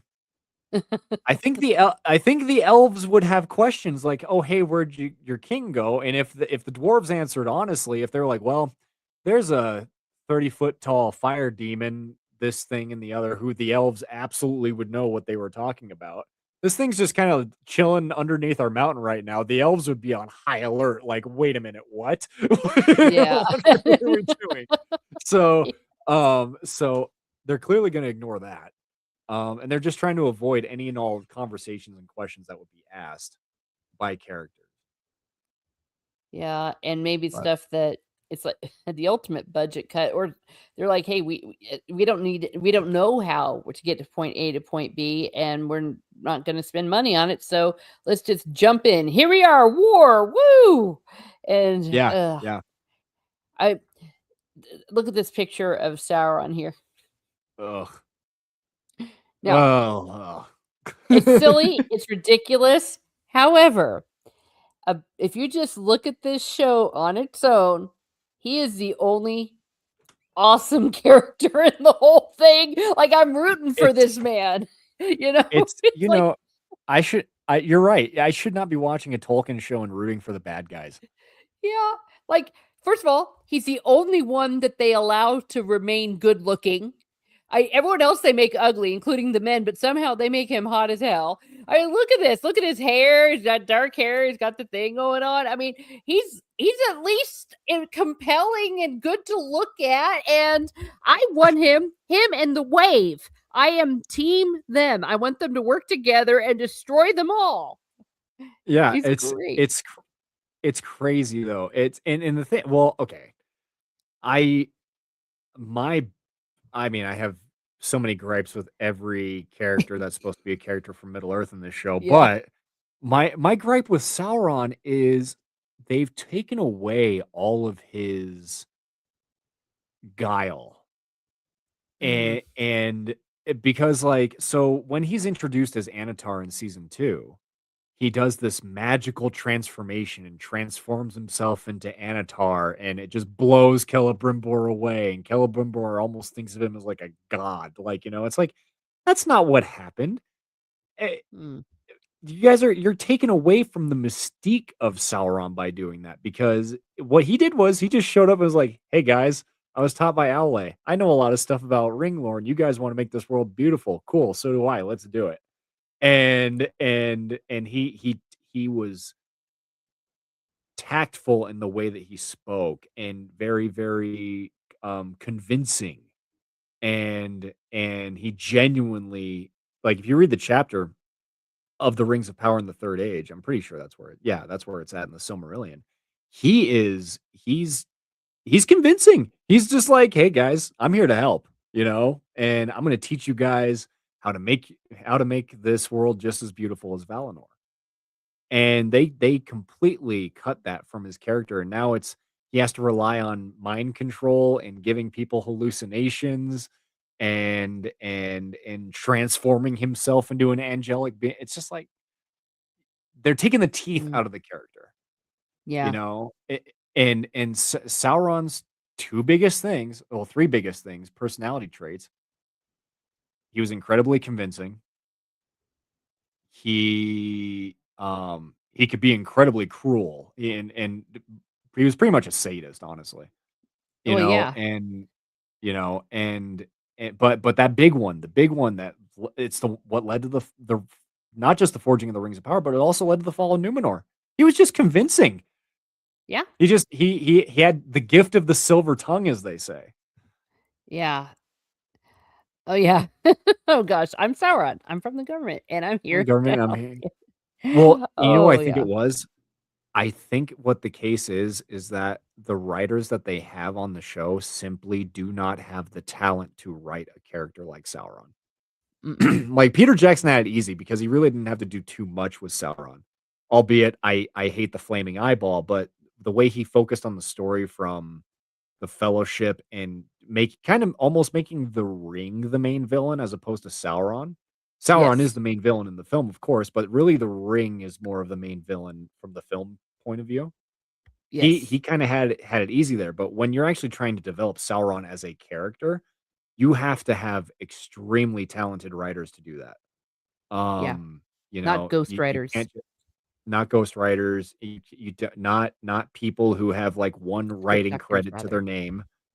Yeah. You have to have people who can write a character like that, and Amazon just didn't, Yeah. and it Either they shows. didn't either they didn't wanna pay for it, or also my theory that nobody who was a decent writer would tackle it. I mean, if you're a writer, you're working in Hollywood, you're established, and they said, "Hey, we want you to outright Tolkien." Anyone with a brain would go, "Oh, Eh, hell no. yeah, like, No, no, sorry. no, no." Yeah, I keep using the analogy. "Hey, we want you to out-compose Mozart." And so it'd be like, any composer, like, with half a brain, or any musician would be like, "Are you insane?" So I think that they had to find 2 dudes, and they're like, "Hey, man, we're gonna pay you. You get to Lord of the Rings. Yay." And they're like, "Oh my gosh, we're showrunners. Look, ma, we're Yeah, showrunners." right? And, Well, yeah. here's the thing, right? So let's just say in a hypothetical magical universe, I get an email one day from Amazon Studios saying, "Hey, Feanor, listen, we want you to come in and write this, okay?" I don't have I like to write little stories, but I would not call my stuff in any way, shape, or form good. But I do like to write little stories here and there. But here's the thing. I know the character of Sauron. I know what makes him tick. I've studied these characters for the better part of almost 30 years. And I what I would do is I would go in, I would get the writers room together, and I would give them a list of bullet points. Like, here's the main things you need to hit with this character in order to make him accurate to the source and make him compelling. And then I Mhm. would hand that off to them, and I would just start reviewing their scripts, and whichever script stood out the most to me is the one that we would go with. That's what I would do, and that's what they should have done. Is they should have brought in, well, they had Tom Shippey until they fired him, but they should have brought in somebody who knows this stuff, be it a fan. I wouldn't bring in any of the Tolkien's quote unquote scholars because they're more ideologically motivated. Yeah. But bring in somebody who's like a true fan, a kind of lore bro, about this stuff and start handing them scripts to read and let that person decide which script to go with. I think that would have been the best option, honestly. Um, but they had their own agenda and their own thing, and they again lack the talent to write these characters effectively. Yeah. Sorry, I know I'm going on a bit of a Nope. tangent, but I'm just thinking to No, myself, go it's like for it. if you if you brought me in there for like a week, legitimately brought like you don't even got to pay me anything, Amazon. I'll come and do it gratis. I'll do it for free. But you Yes. bring me in and be like, hey, we need this character to be like Sauron. What do we need to do? That's easy. That's easy for me. Like that. It's simple. It's like you got to make him. Um, what I would do, honestly, is I would make him incredibly kind through the first season and a half that you introduce him.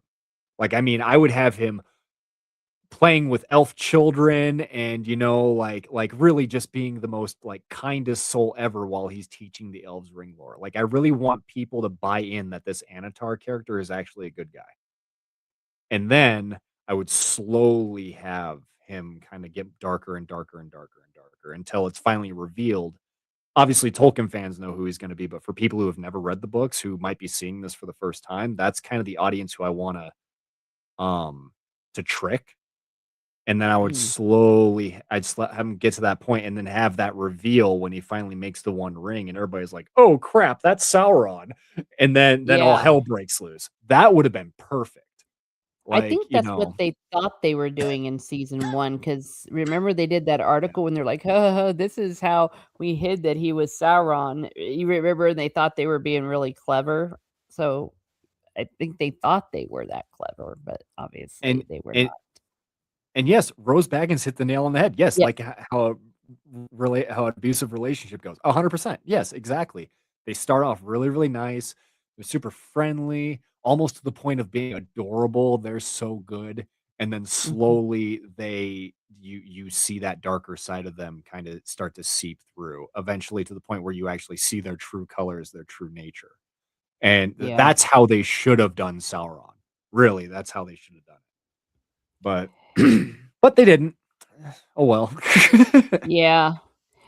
Well, and, oh gosh, I mean, just everything about it is just so incredibly ridiculous. It's just really hard to even, put it into words. That at the end of the day, it was just so ill-conceived because Yeah. it would have written itself if they'd have had the rights to the Silmarillion, all the stuff after it, the Akelebeth, and if they'd had the rights just to about everything, then they would have been able to maybe let that happen. Now, the whole thing with Shippy, from what I understand, because I dug out the interviewer people did, was he revealed when he apparently wasn't supposed to.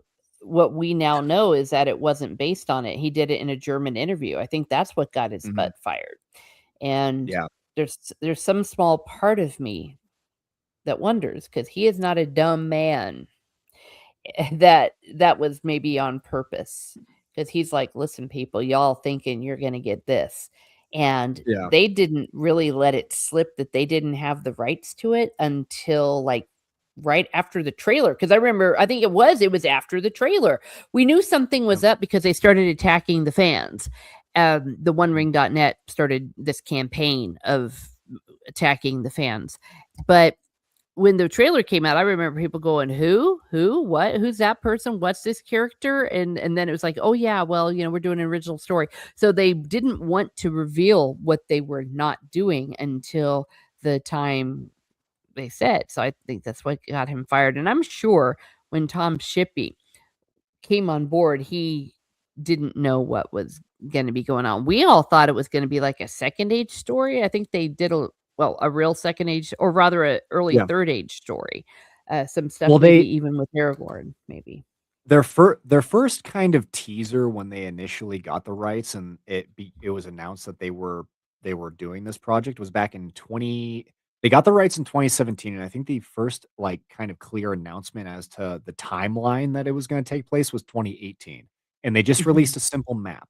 They didn't have any markers on it or anything like that. It was just a simple map of Middle Earth, and Numenor was there. So it was like, okay, cool. We're doing Second Age. I remember I was hyped. I was like, okay, this is gonna be awesome.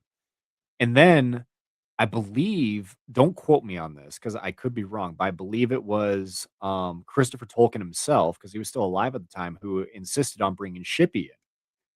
And then Mm. Amazon waited and waited and waited. And I think it was known that Christopher Tolkien was in poor health.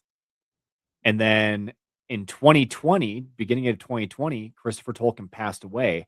And then I think it was 2 weeks later, Amazon started production on the Rings of Power. That sounds Like about the right, actual doesn't right. it? They waited until the patriarch of the family died before they decided to film this. And it's like, that's evil. There's no other word for it. That's just evil to me. Because you guys Yeah. had they had they had 3 years, or they had between Christopher Tolkien or between when they bought the rights and Christopher Tolkien dying, they had a 3-year gap where they could have come up with anything and proposed it to Christopher Tolkien, and they didn't. They waited until he passed away. And then Simon Yeah. Tolkien took the reins, and we all see where Yeah, money. that money. But I Kid think I kid think doesn't what in the care. I think in the case of Shippy, when he did that interview, I think Shippy puts principles ahead of NDAs. And he's like, "You know what? I'm just gonna spill the beans on this. The hell with the NDA. I love Mhm. these stories too much." And I think that's really what it was. Yeah, like I said, it was on purpose because he wouldn't be like, "Oops, I forgot about my NDA," and, like, make a mistake like that, and you're exactly right, Roseback, it's absolutely they're trying to claim to be in the right, yeah, and again, you're right, that's like an abusive relationship, the gaslighting and stuff, and, it was just very, very odd, but, we saw right through it, and I think that that's why they're still flailing because they realize that they can't shame us into this kind of stuff. I've been saying this about another topic. It's like, listen, there's many things that you can do about people you disagree with or people that have a principled objection to something that's happening. But the one thing you can't do is shame the person, bully the person. It's like, we'll call you names for saying these things about our stuff. And we were Mm. like, we don't care. You can call us whatever you want. You still Yeah. suck. Yeah, You I still posted, did you see the, Variety, opinion piece that came out? I think it came out late last night or early today. oh my. No, I did Um, not. I so the title of it reads, let me just pull it up here. I got it on my phone right now. Yeah, let me we're all looking at It it says, let's see here. It's from Variety. From the team that brought you Why is Snow White Latina? Why are there black people in Rings of Power? And Star Wars Has Gone Woke comes the latest onslaught against the diverse cast of the Odyssey. These culture warriors have been led to battle by their own personal Agamemnon, Elon Musk. And in the uh article, they label all the detractors of all these adaptations as quote unquote trolls. And I posted a thing. I said, "Do you want to know why they call you trolls? It's the same reason why they call you bigots and homophobic and racist and Nazi and all this other stuff. It's because they want to try and delegitimize your argument without actually trying to tackle the argument itself. They'd rather go after the people that are making the arguments, that are making the criticisms, rather than addressing the criticisms. And it's because they don't have any argument against the people who are making the criticisms, because the criticisms are entirely valid. And they don't like that. And so they'd yeah. rather try and dismiss oh, they're just trolls. They're just trolls. They don't even believe in the things that they're saying. Well, no, yes, we do. We do. We I was 100% gonna believe in say. the criticisms. And it's not our fault that you can't handle that, you know? Yes. It's and it's Well, it yeah. there it's an abusive relationship. It's like when you Yep. smack someone and they say, "Why did you yell out that you're hurt?" Yeah. Yeah. 100%. It's, It's it's just it's ridiculous. it's gross. Yeah, they're trying to claim to be in the right, yeah, and they just Yeah. can't, but, they can do it all they want. I mean, poor Greece. they've been they Mediterranean culture because they did the whole thing with Cleopatra, and now they're doing this to the Odyssey. I mean, come on, people, this is like Well, their I literature. It belongs to them. I'm really hoping that Greece goes the way of Egypt and they file a lawsuit. Yeah. Because if you It, recall, the country of Egypt filed a lawsuit against Netflix saying, "No, it, this is unacceptable." exactly. And Yeah. it's like I said, that whole culture, poor northern Africa, Greece, Mediterranean. Well, heck, everyone, what they've been doing with the I don't know if you've heard them called Afro-Blacksons, where they're taking Anglo-Saxons and basically race swapping them. And it's like, listen, Yep. the whole name Anglo-Saxon. I mean, this also has a history here in America Yeah. about what an Anglo-Saxon is. I mean, we all know who the Anglo-Saxons were and what they look like, and they sure as hell don't. They're not black. I'm sorry. Like they did No. this awful adaptation of the whole 1066 Battle of Hastings, and they had like Mhm. real people, real Anglo-Saxons being black. Yeah. It's like, what the Yeah. hell? They've done it with everybody. They had, I forget what it was, Netflix or another streaming service. Um they did a smaller budget version of the Iliad, and Achilles was black. Wasn't didn't they also do Anne Boleyn?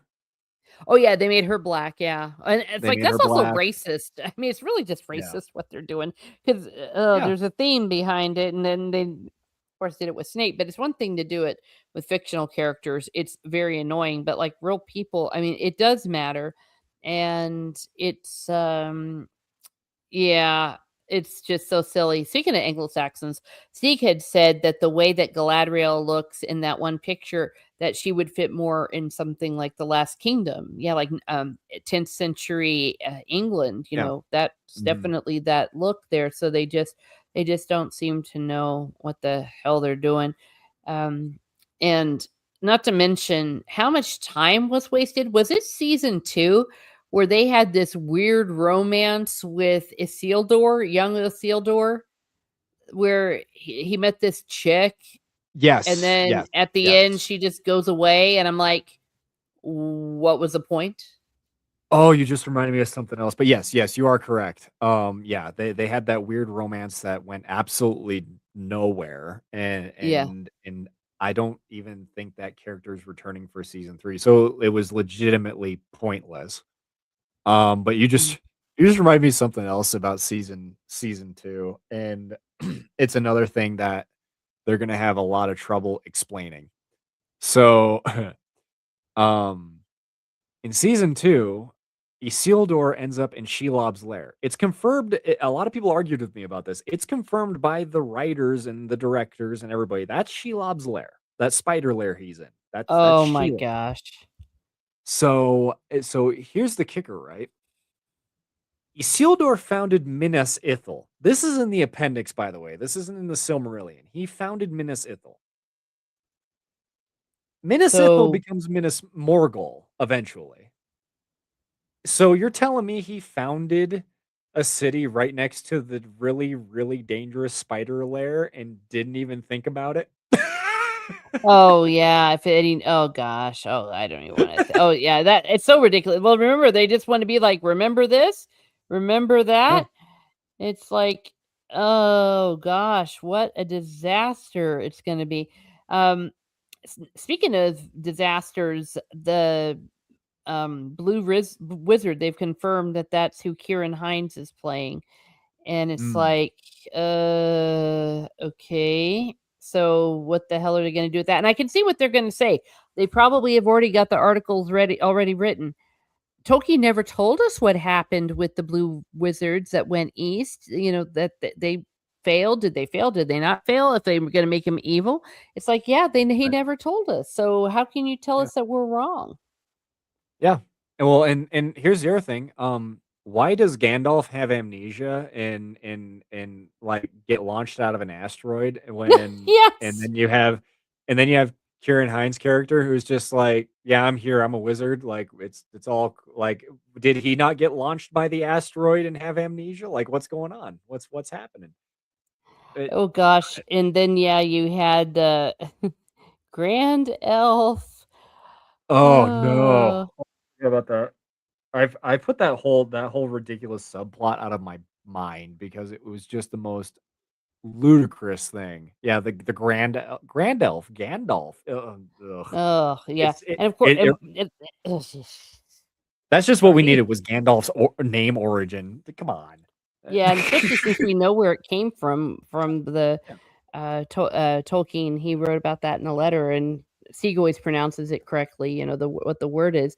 And speaking of which, Steve gave a little tidbit. I don't know if you were there when we were talking about it on my other stream. That in this Hunt for Gollum thing, that Kate Winslet is playing a character called Marigold, Mhm. and he says, "Well, that's Goldberry." That they're gonna have Goldberry, that's who she's playing, and it's like, "What?" And he says, "Well, you may not know this, but in the Norwegian, which he has of Lord of the Rings, m Mhm. that's what they call Goldberry because the way they translate things over there." He's like, "Yeah, Mm. that's what Goldberry is. Her name's Marigold," and that they're using that as a, fake name, to not give it away. He says, "They're gonna have Goldberry in it." And if you look at her and the way she is and her being blonde and stuff, so I, again, something I would never have caught because I haven't ever read anything in Norwegian, let alone The Lord of the Rings. Yeah. So he Well, sees I that mean, and he saw Goldberry. at least they're not making her black. I mean, like, it's not Yeah, okay, I get. what Oh gosh. Oh no. but Sorry. and Oh gosh. there's a lot of people who are gonna be like, "Oh, that's such a racist statement." It's like, no, it's indicative of the current movie making times where we are in, you know? It has absolutely nothing to do with actual black people in films. That's not what this has to do with. It has to do No. with accurate representation of a character as the character has been established in the source. That Yeah. it's so I've always said, like, if you took the 3 characters, the Black Dwarf lady, the lady who plays Muriel, and I forget the elf dude, uh, the guy Oh, with Don the Legolas or yeah, Legolas, yeah. that's what they call him. If you had taken those characters and actually done something creative and recast them as characters from because this story takes place in the Second Age, and Numenor has a lot of dealings with the people in Harad and Farharad. Mm, Why didn't you try and expand on the culture of the Haradrim and have good point. those people play? You can make up the characters, and you can actually this is where Amazon could have been, like, really super creative. Is it's like, okay, Tolkien really didn't give us much about these cultures. We just got, like, a small amount of bullet points. Let's expand on this and really flush out their culture and make it really cool. And we can That have would have been these 3 awesome. people. You could have had, like, the lady who plays the dwarf lady. She could have been, like, a wise, like, sage woman or something. And then you could have had Cordova, the black elf character, if the Tolkien estate let you, he could have played Kamul the Easterling. That's a canonical character. Hmm. He's one of the bearers of the rings of power, of a ring of power, I should say. You know, and then you could have had Muriel be person who played Muriel be whoever, but you could have had them in there, and that way it would have been, I say, accurate to the lore, but it would have at least been more accurate to the lore, where you would have had the proper demographic at the proper place, and they don't have to be evil characters either. You could have made them good. No. It's stated in Tolkien's work that there was a lot of kind of like infighting and civil conflict because there were people who did not want to be allied with Sauron. Yeah, And that they so you, yeah. you could have had that dynamic. Well, you have that whole thing when Faramir's looking at the one that he just killed, and he's like, he wasn't really kind of looking on his enemy. He's like, what deceptions did he hear? What Yeah. maybe he just wants to go home like all of us, Mhm. and it could have been deceived as well by things, that or the bad people win whatever they wanted to do, but. That also shows that the same reason why when they're doing things like fairy tales, like Disney, for example, why they never want to go and look at the traditional African fairy tales, if you will, their lore, and turn them into stuff, because there's very rich oral um, lore, fairy tales, myths that they have. Why don't they? Because I think deep down there's also a little bit of ist in them. Is like they're like, nah, we don't want to do that. We want to keep everything. You know, it's like at the same time that they're saying that they're not ist, they're actually being ist because they only want to adapt Western culture. And of course, nothing Yeah. wrong with adapting things from Western culture. There's a really good book that I have, about Lord of the Rings has defended the West. I mean, obviously, Western civilization, but um, that they won't. It's like, why won't you? What do you have against Black culture? What do you have against African culture? But you just want to throw them in, and you think that makes you diverse. It's like that just shows you do not understand what diversity is. Um, Tolkien says, Snort Poopus Cooper, I think Tolkien may have hinted the Blue Wizard may have failed and founded some evil religious cults in the East. Yeah, that's, I think, what I was Yeah. referring to, where I was saying that. Yeah. So they're going to say, you see? So what we're doing is what Tolkien wanted to do in the same Yeah, but way. it's Yeah. never confirmed either. Yeah. No, Oh, it's go not. ahead. Sorry. Oh, no, you're right. And I was also going to say they're going to do the same thing like they did with Galadriel. Remember, didn't they say, well, it never says she didn't go to Numenor. Yeah, so they're going to Yeah. pull that crap. Yeah. Yeah. It's well, and there's a still. There was a screenshot. I think it was shared by Fellowship of Fans, but it was from the set of filming for season 3, where both Gil-galad and Elrond are standing on a shore with the guy who plays Pharazôn, and they're all in Ugh. costume. And I'm like, they never went there. They were too busy fighting a war again. And Pharazôn would never help the elves. Never, ever, ever, ever, ever help the elves in a war. So what are they even? Uh, they they screwed all this up. It- it's just the timeline screwed up. The story screwed up. Characters are out of place. Characters are out of character. It's just a complete disaster. And Yeah. I'm actually gonna see if I can find that And it image. doesn't even stand on its Um, own, because even what we were no, saying about the Lord of the Rings is, yeah, we've got some issues with the adaptation aspect of it, but objectively speaking, at least it's good. It's amazing. It's like this is yeah, not even good. I, that's why it's not been successful. Like they should have been. Like this should have been something like Lord of the Rings. I don't know if you probably remember how it was everywhere. Like they had those glasses I still have from like Burger King. They had, mhm, Lord of the Rings, this thousands of books, jewelry. I mean, well, hell, even today we have the jewelry, the Arwen necklace, the Fellowship of the Ring. I have Fellowship of the Ring earrings, and it's like they don't have anything. They don't have any no. replicas of the three rings and all of that. No, Well, we still th use the ones from Lord of the Rings. there is actually a legitimate reason is from the merchandise perspective.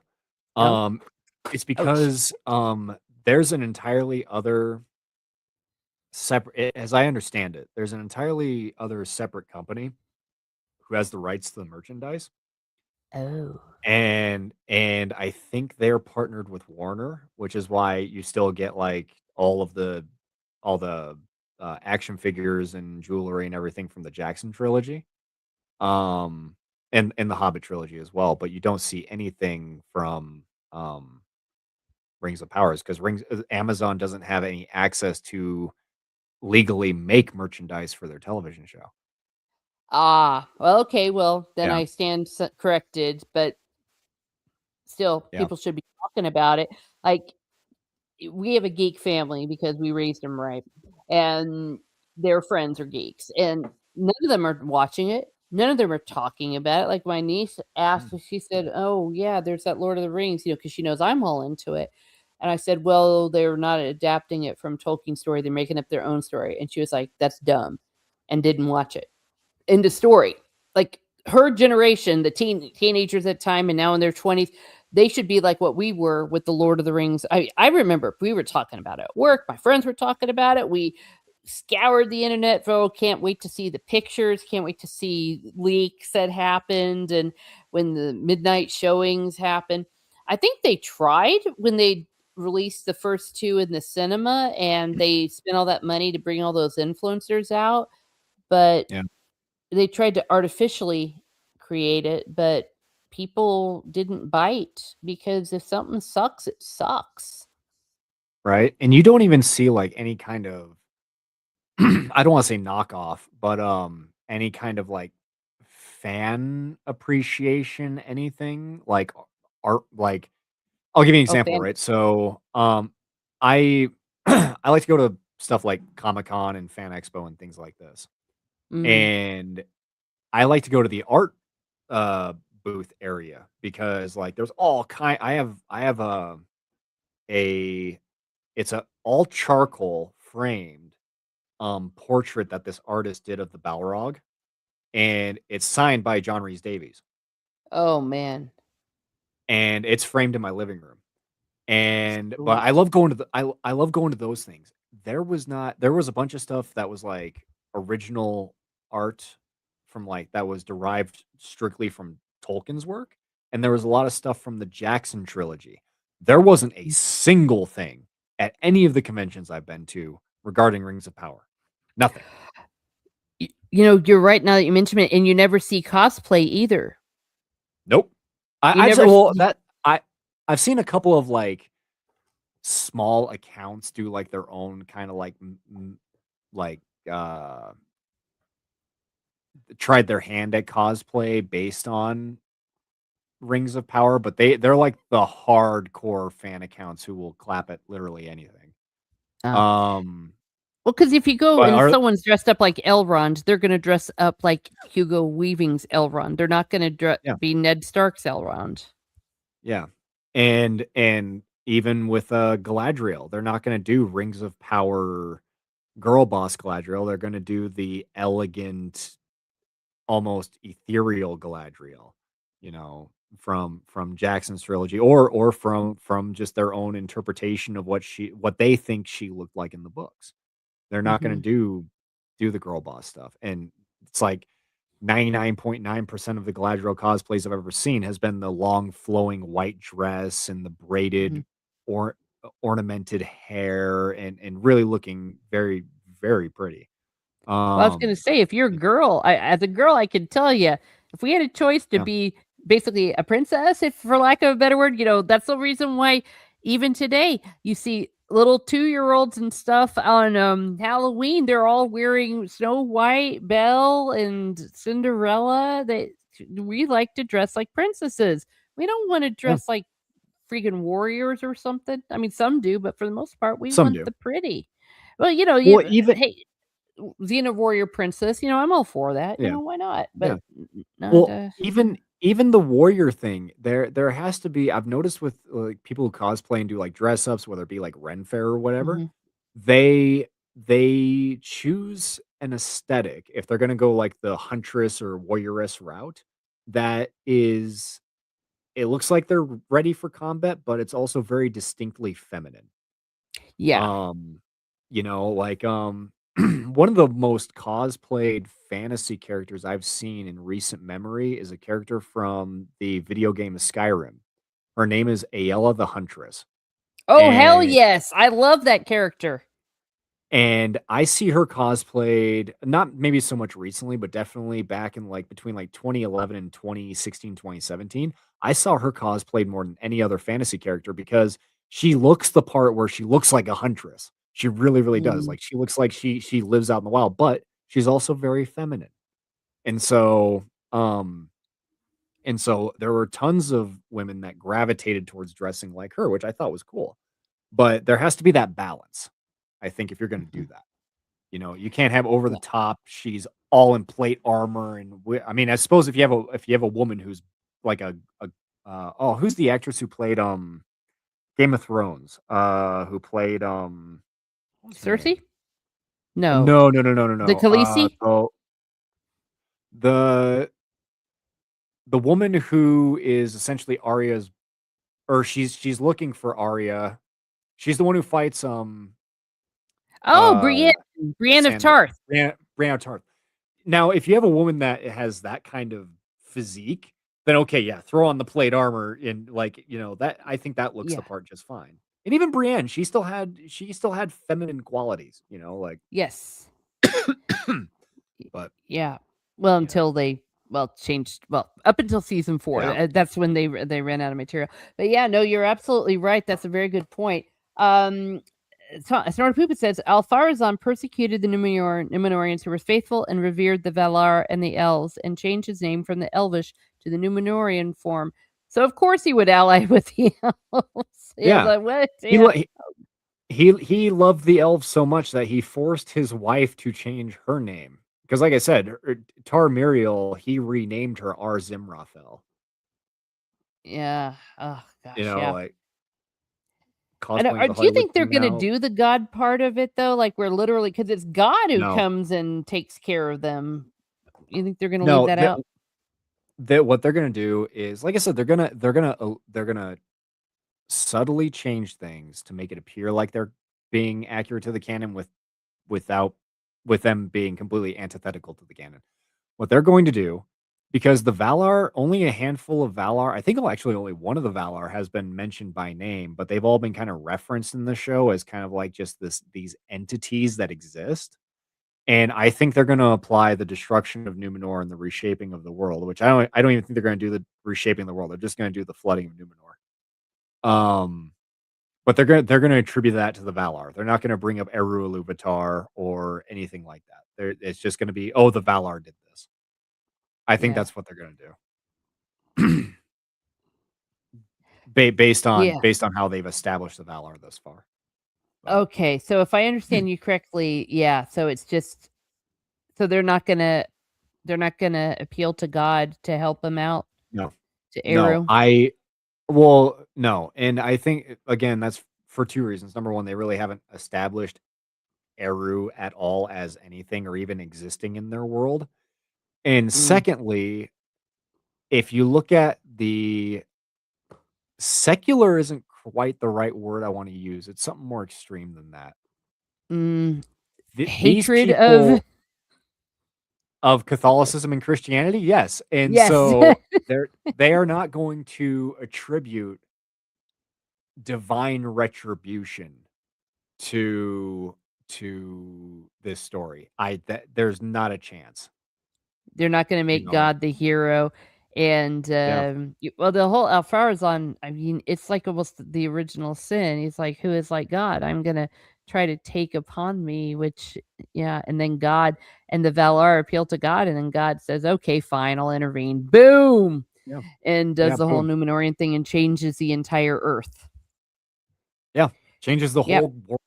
The whole geography, the whole world, and Yeah, yeah, divine retribution and the goodness and power of God and the intercessors, the Valar, which are, like the saints and angels. Yeah, you're right. They don't want to do that because they don't want it's like we don't want to have God being the good guy. yeah. Like, why would we do No, that? they have to keep it as godless as possible. Yeah, I was going to Mhm. say they haven't want wi Rose Baggins, please. They Yeah. haven't want we to include God in anything since the biblical, but yeah, that's true. That's true. Yeah, they haven't wanted. It's Um, probably a typo there. Yeah. oh yeah, Exactly. yeah, yeah. And they I'm just can't giving her yeah, a hard time. we were all reading each other's minds here 'cause that's Yeah, exactly what I was thinking as well. They just can't do that. And, mm, well, it's ah, it's so yeah, it's sad. just yeah. And of course, it's retardando. Well, because what's one of the most successful series right now? It's The Chosen. I mean, I have Mhm, issues with it, obviously. I mean, whenever you do an adaptation of Jesus and the apostles and everything and the other saints, but it's like, look how popular that is. I mean, it's like, yeah, no, read the room, pals. And of course, I think it would be hard maybe to adapt that because, basically Eru is, God the Father, not an incarnate form. So how could they show that? Even like if it was a good writer, how would they show it? But I think it would be enough, like maybe even in a dream or something, like a real character, not a fake character, getting a dream about it maybe and getting a mhm, vision. I don't know, but just something that would show that there is a bigger hand behind all of this. And they did a great job in the Lord of the Rings movie because they mostly included those hints, like when Gandalf said, like, you were meant to receive. Well, that was straight from the book, of course, but this was meant to happen, and that's a comforting thought. And it's like, oh yeah, Passion of the Christ. Yeah, I mean, so it's Yeah. like they are popular and The Chosen, but they aren't done by big Hollywood companies. Well, yeah, and look how they, no pun intended, crucified Mel Gibson over the Passion of the Christ. Oh yeah. Yeah, but The yeah. Oh, go ahead. Sorry. Oh no, go ahead. Well, what was I gonna say? Well, the other thing is too, I don't. Oh man, I have to go back and look in the Lord of the Rings, but that Mhm. might be also another case of rights thing as well. Because I can't remember if Eru is explicitly mentioned in the appendix. Because I don't think he is. I think he's like he's alluded to multiple times in the Lord of the Rings proper, but he by name he is not. I don't think mentioned. Yeah, because I I think could that's be something wrong. that technically gosh, where the hell I'd get my copy of Return of the King, but I have cataralysis now. The cat is right on top of me. Um, Mhm. now that I'm thinking about it, I don't think so. Because wasn't the appendix and some of that was some was written by Bilbo, some was written by them afterwards. I was just reading Yeah, that. Yeah, perhaps it's not. So that once again, why adapt it? Just why adapt it yeah. rather. Um, Well, so we why adapt it when you have so many other stories that you could tell on a much lesser budget that are objectively easier to do, that you have more access to the stories of? yeah. There's the Kinstrife, Balin's failed expedition. Hell, they could have Amazon could have done Helm Hammerhand. Um, Yeah. uh, you could have Well, they had could have all I kinds of told you stuff. Kings of Gondor, they could have called it Kings of Gondor, then they could have done Stewards of Gondor. They could have done, the Rohirrim, like, some of even the stuff with Aragorn, like we were talking about under his assumed name. We've got a Mhm. young Aragorn, actually, I think he's well cast, but, it's gonna suck because of the material, but they could have done that. They could have done yeah, not Tales from the well, maybe Tales from the Hobbit. They could have done that thing Yeah. with Old Took, the one that, what the Bull great Roar. great yeah, and how he was Yeah. big enough to ride a pony. I mean, it's like or a horse rather. Yeah, that would have been badass. Yeah, Uh, how the game of golf was invented when he knocked yeah, the goblin's head off into the hole and it rolled in the hole. Yeah, absolutely. Well, no, you uh, know what I was thinking about that too? I was thinking about how, I kind of equate this. There was a convention long time ago, that failed miserably. It was called DashCon. It was meant to be a Tumblr convention, and they hmm, advertised it as this big thing, and it ended up kind of being a scam, and not as many people showed up as they wanted, and it was just a complete total disaster. And I'm thinking to myself, it's like, Amazon, if you had just started off small and done just like a mini series for maybe like 2-3 million dollars, where you just did, you know, um uh Days in the Shire, and it's just following families in the Shire around in their everyday life, because everybody loves the Shire. Ain't nobody who has ever read yes. Tolkien has that's the number one retirement place. Like, if I'm gonna retire, I'm Oh, retiring to the hell yeah. Shire. I'm gonna go fishing, I'm gonna walk the woods, I'm gonna enjoy myself, and I'm gonna eat delicious food every day. Yeah, cheese If you and just did bread and apples and nuts and have home Yeah, brewed beer or whatever it is. Oh, yeah. I can't drink beer, but yeah. If you just had done, like, a mini series that just kind of followed the everyday life of hobbits, that would have been objectively better than what they came out with, and it would have been simple to make, and everybody would have enjoyed it. I would have sat down and watched that, just like, "Okay, Yeah. I'm gonna kill 6 hours of my life here and watch this," and, and just kinda just lose myself in the immersion of it, you know?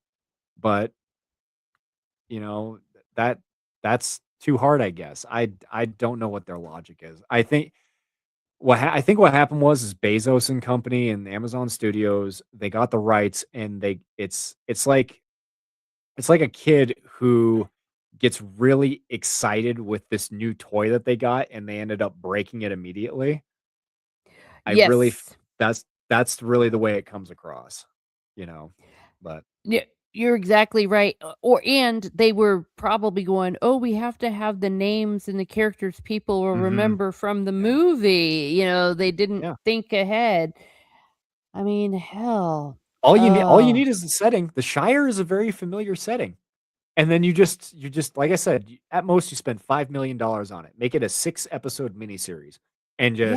just do that as your introduction, like, and also by doing that, you earn the good faith from the Tolkien fan base. Like, "Hey guys, listen, we're Damn gonna start right. off with something we're gonna start off with something small and respectful, and just to earn your guys' goodwill, because I know a lot of you guys are skeptical about us doing this.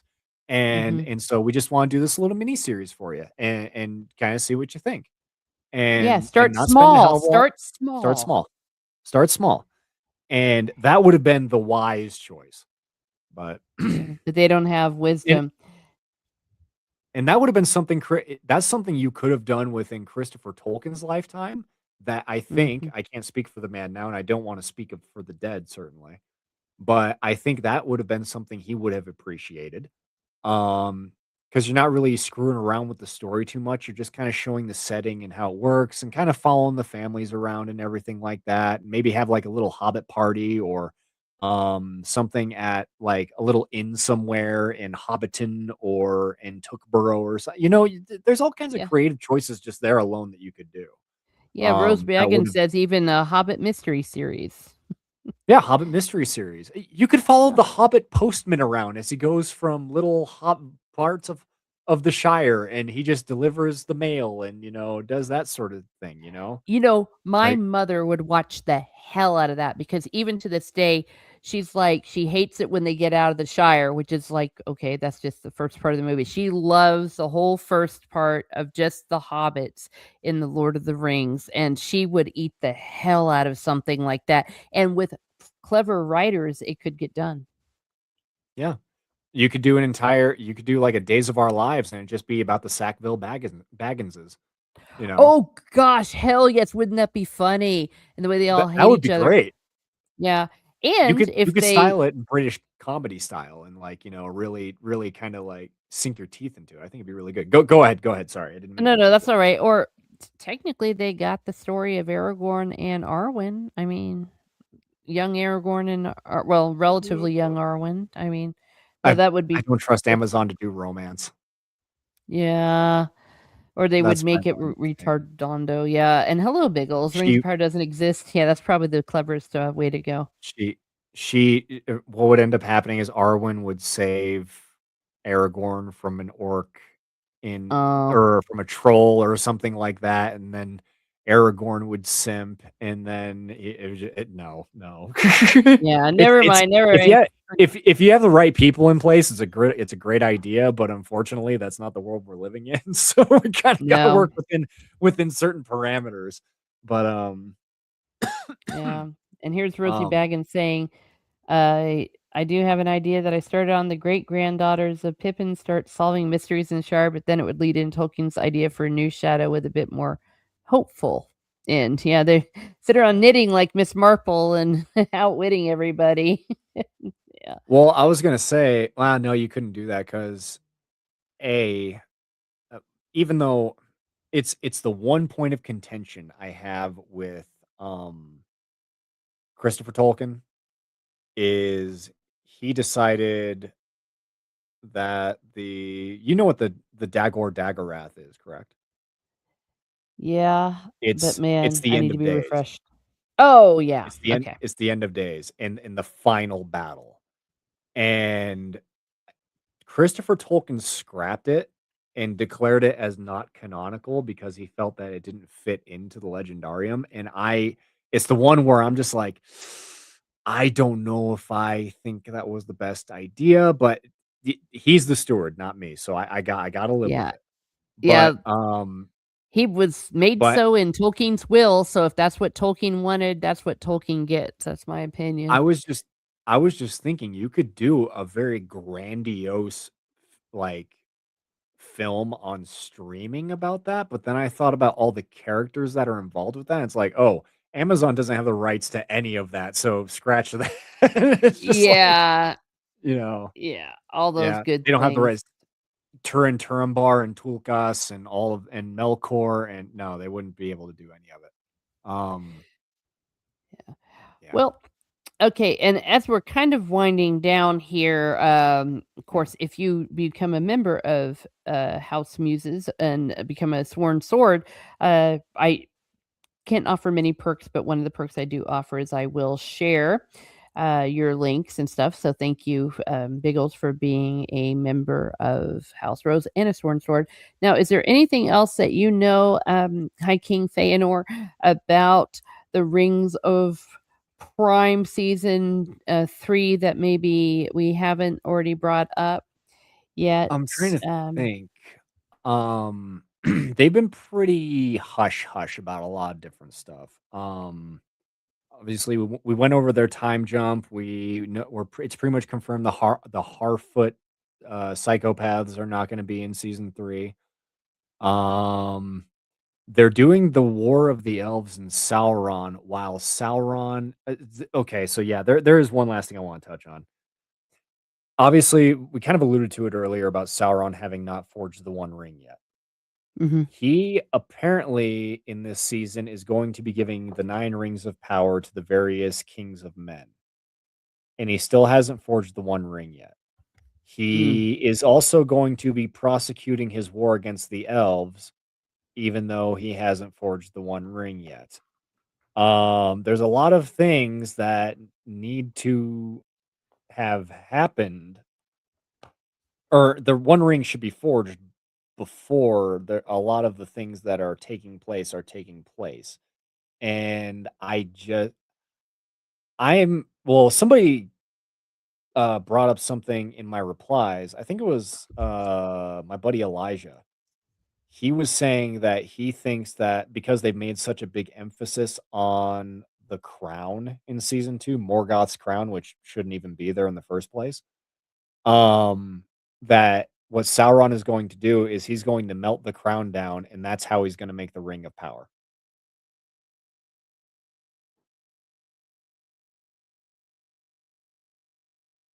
That was Cat got my microphone. There you But good. yes, definitely please don't do that at all. Oh my gosh, can I even get this reset? Let's see if I can. Stupid darling, I should say. But let's have a pause for a commercial break, if you will. Biggles Mets, thank you so much. Biggles has gifted 10 Miss Martin Muses memberships. So welcome to all of you who are now outed as having listened, and that's great. I'm glad you're here. And you are now my newest members. You are now a muser of House Rose. I want to thank you all very much, and thank you, Biggles. And you, sir, you get a rose if I can find it. Let's see. Yeah, and Rosa Baggins is also a muser of House Rose. We love musing here at Miss Martin Muses, and thank you so much for your support. And yes, as you can see, you will get a shout out for your YouTube channel. You'll get shout outs during these priority response to comments. And also, if you don't have an active YouTube channel like Snortapoopus, go ahead and follow him on X. So thank you very much. Wow. You know what you said makes sense because why bring up Morgoth's crown? Oh, that's going to Yeah. be Yeah. so. Instead of like the dark arts and all the I mean, oh, Yeah. no. We're just Well, gonna yeah. evil crown. That's how I'm Yep. gonna do it. Not with my skill and all this other stuff and all Yeah, his skill in pouring his own essence into the ring. No, no, no. It's yeah. assuming there's no concrete proof of this, but I mean, given how they've written this story so far, it makes perfect sense for them to do that. Oh, no, you're absolutely right. And why bring it up? Why bring it up? Yeah, yeah. Oh. It's like, yeah, season 3 is going to be full of more memes for us to laugh at. It's gonna be another wild one. I think we're gonna see because they've spent almost 3 years making this show, or not the show, Yeah. but this season. Um, it's been on the burner for about, I want to say, like 2.5 years, almost three, Oh my and gosh. if they're blitzing the release of the rest of the seasons, the quality is going to get significantly worse. And I wouldn't be surprised if they do a Game of Thrones where they cut down on the amount of episodes. And Like I then th- just say, and then just say, who had a better story than Galadriel? yeah. Well, the going assumption is that Galadriel is going to be at the War of the Last Alliance, which, I mean, oh, please don't do that. Like, if Oh there's man. one thing, please do not do that. Well, and how the Like, hell is she gonna have Celebrian for crying out loud? yeah. Well, no, apparently, and this was something I was reminded of in season one. She tells, not Sauron, that she has a husband and a daughter, and she essentially abandoned them to go hunt Sauron. Wait I a was second. I reminded don't of this. remember her saying it was a daughter, though. I thought she just said Celeborn. No, she also says that she has a daughter. She flat out admits to abandoning her husband, who is apparently lost, and her own child to go and hunt for Sauron. Okay, I'm googling this because I could have sworn because I've seen this. I thought that they didn't mention Celebrian. They didn't mention her by name. Did She says she has a husband and a daughter. Unless she I'm like a gaslighting myself, I'm like 100% daughter? sure on this. Yeah, I really remember her mentioning the husband. Everybody Google. I'm googling it.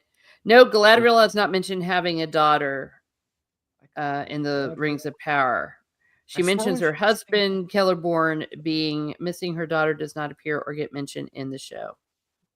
Hold on, Galadriel. Hold on. Just saying. I swear. Everybody look. I swear I'm not making this up. Yeah. Granted, it's been ages, so I could be my mind playing tricks on me, but I am like very certain about this. Hold on, Either Galadriel. she's a piece of garbage either way. Well, she didn't abandon her husband. Her husband went off to war and she thought he died because he never came back. I thought that's what she said. I mean, she's still a piece of crap. Don't get me wrong. Finrod's death mentions her husband. Why am I hold on. I'm still not sold. I'm still not sold. I feel like I am losing my tisms. I could be totally misremembering this. I swear she brought up, again, she didn't bring her up by name. But I swear she brought up that she had a child with Mm. her husband. Well, Let Rose, me you should know because Rose is ticked off about it too that she's missing. I mean, it says that, like I said, I'm looking it up. It says that the daughter was not mentioned, the husband was mentioned, and he went off because remember, it was ridiculous. She says, and he looked like a clam, and I had to fix his armor, and then he went off to fight and never came back. So she didn't abandon her family. Yeah. Um, yeah, that's Search what for I'm saying. Sauron. I mean, understand. I've only Search. seen it once, but that's how I believe it is. So we'll see who's right. Yeah, yeah. One is high chat. Well, let's all turn against each other. Let's be like one of Okay, those. no. I am confirmed wrong. I'll own the L. I am confirmed wrong. I am Oh, totally misremembering this. I'm reading an article right now. You guys are right. yes, I I was. Damn Yeah, it! I was you're right. about ready You're to right. make the. I was about ready to You're right. make people vote one for Feanor or two for me. You're So no, woo! no. You are correct. You are correct. I'll own that L. I could have sworn she did though, but no, I'm reading multiple articles now, and it's just like, no, she only mentioned Celeborn. Okay, so that one's on me, guys. I'll own that. Yeah. Well, Um, hey, at least you but admit you're wrong. Most in people in won't. in my slight defense, I haven't watched season one since season one released, and that was Mhm. back in 2020, what, one? So, and Yeah, I only no, and I watched it get one it. time.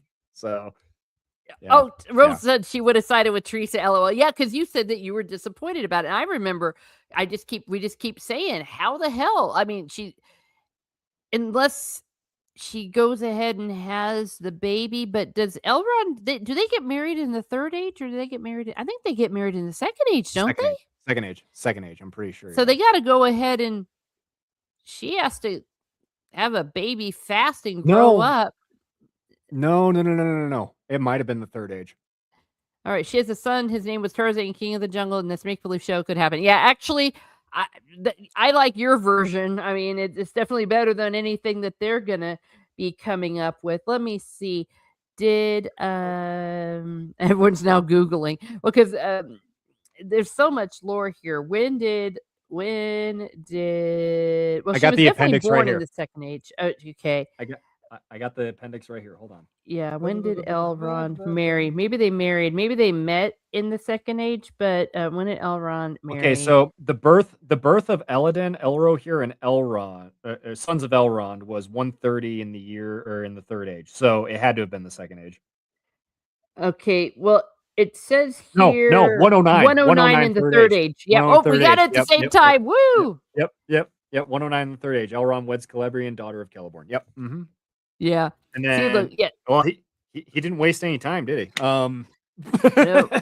Yeah, they got married. Yep, you got it. Yeah, everyone's got it. Everyone's got it here. Yes. Thank Yep. you. Though she's forgiven you, though. You're more easily forgiven the showrunners of Ring of Prime.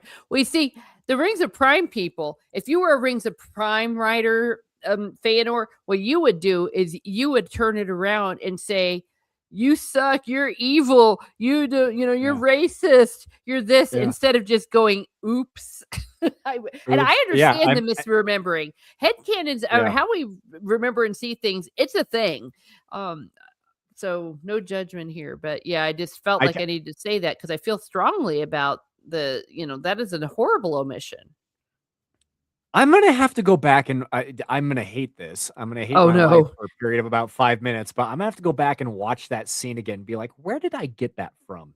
Because like because it's gonna. I, It's gonna trying to bother you. think. Yeah, I know. I almost want to rewatch. I was about ready to rewatch. I was about ready to say I'm muting you while I watch it, but yeah, no, Yeah. it's a No. thing. But of course, it's ridiculous. The whole thing was ridiculous because Celeborn is supposed to be with her right now. Hello, Mhm. and their kids should be. She should be at least a teenager type, at least by this point. I forget what year she was born, but see what year was, and then Celebrian was Celebrian born. born. She was born around because it's not the It's exact age 103. around 300 second age. Oh, so she should well be born by this point. Oh She yeah. was Yeah. born early in the second age, with most sources estimating her birth around second age 300, and then she married Elrond, and she's going to be around. So yeah, talk about missing an opportunity. I mean, instead of giving us the other ridiculous love stories, well, and remember the not Sam, not Hobbit character. They even gave her a romance, but they don't have the one that actually Elrond had. Yeah. Ugh. Well, wasn't it you who was you suggested earlier, like do an entire show about the romances of Celebrian and Elrond. Yeah, Just do that. everyone would watch it. Yeah, chicks would watch Be it, and the dudes would watch it. what you know what you could do? You could almost Mhm. do I'm kind of stealing this idea a little bit from Braveheart. So if you Yeah. remember the beginning of the movie Braveheart, it shows both uh Mel Gibson's character and his wife character when they were kids, Mm. and she gives him like I think she gives him a flower if I recall correctly. Like it's a really cute scene. But you could do something like that because they're around the same age. Elrond is slightly older. Elrond was born at the tail end of the first age. Yeah. Pretty much right So before the War of Wrath. yeah, so then if she does end up getting born, then he's going to be a cradle robber. It's definitely in elf Eh, years. Well, I mean, how old will yeah, she yeah. be? She'll be like what, 5? I Well, mean, when, it, when the hell? in the show, yeah. Yeah, in I the mean, show. like, I'm trying to Not think in real life, because no. Or because book. I'm trying to think. Mithros and Maglor spared the sons of Arendelle after the third kinslaying and ended up fostering them. And then I'd have to look at. You know what I'm gonna do? Hold on. Let me um approximately. What ages were Elrond and Elros when Oh yeah, when all that went down. when His at the bro, time? his Hold on. bro just makes a different life decision. At the end of the first age, because that's because pretty much right at the beginning of near the beginning of the second age is when Elros became the first ruling king of Numenor. So, approximately what age? Let's see here. Um,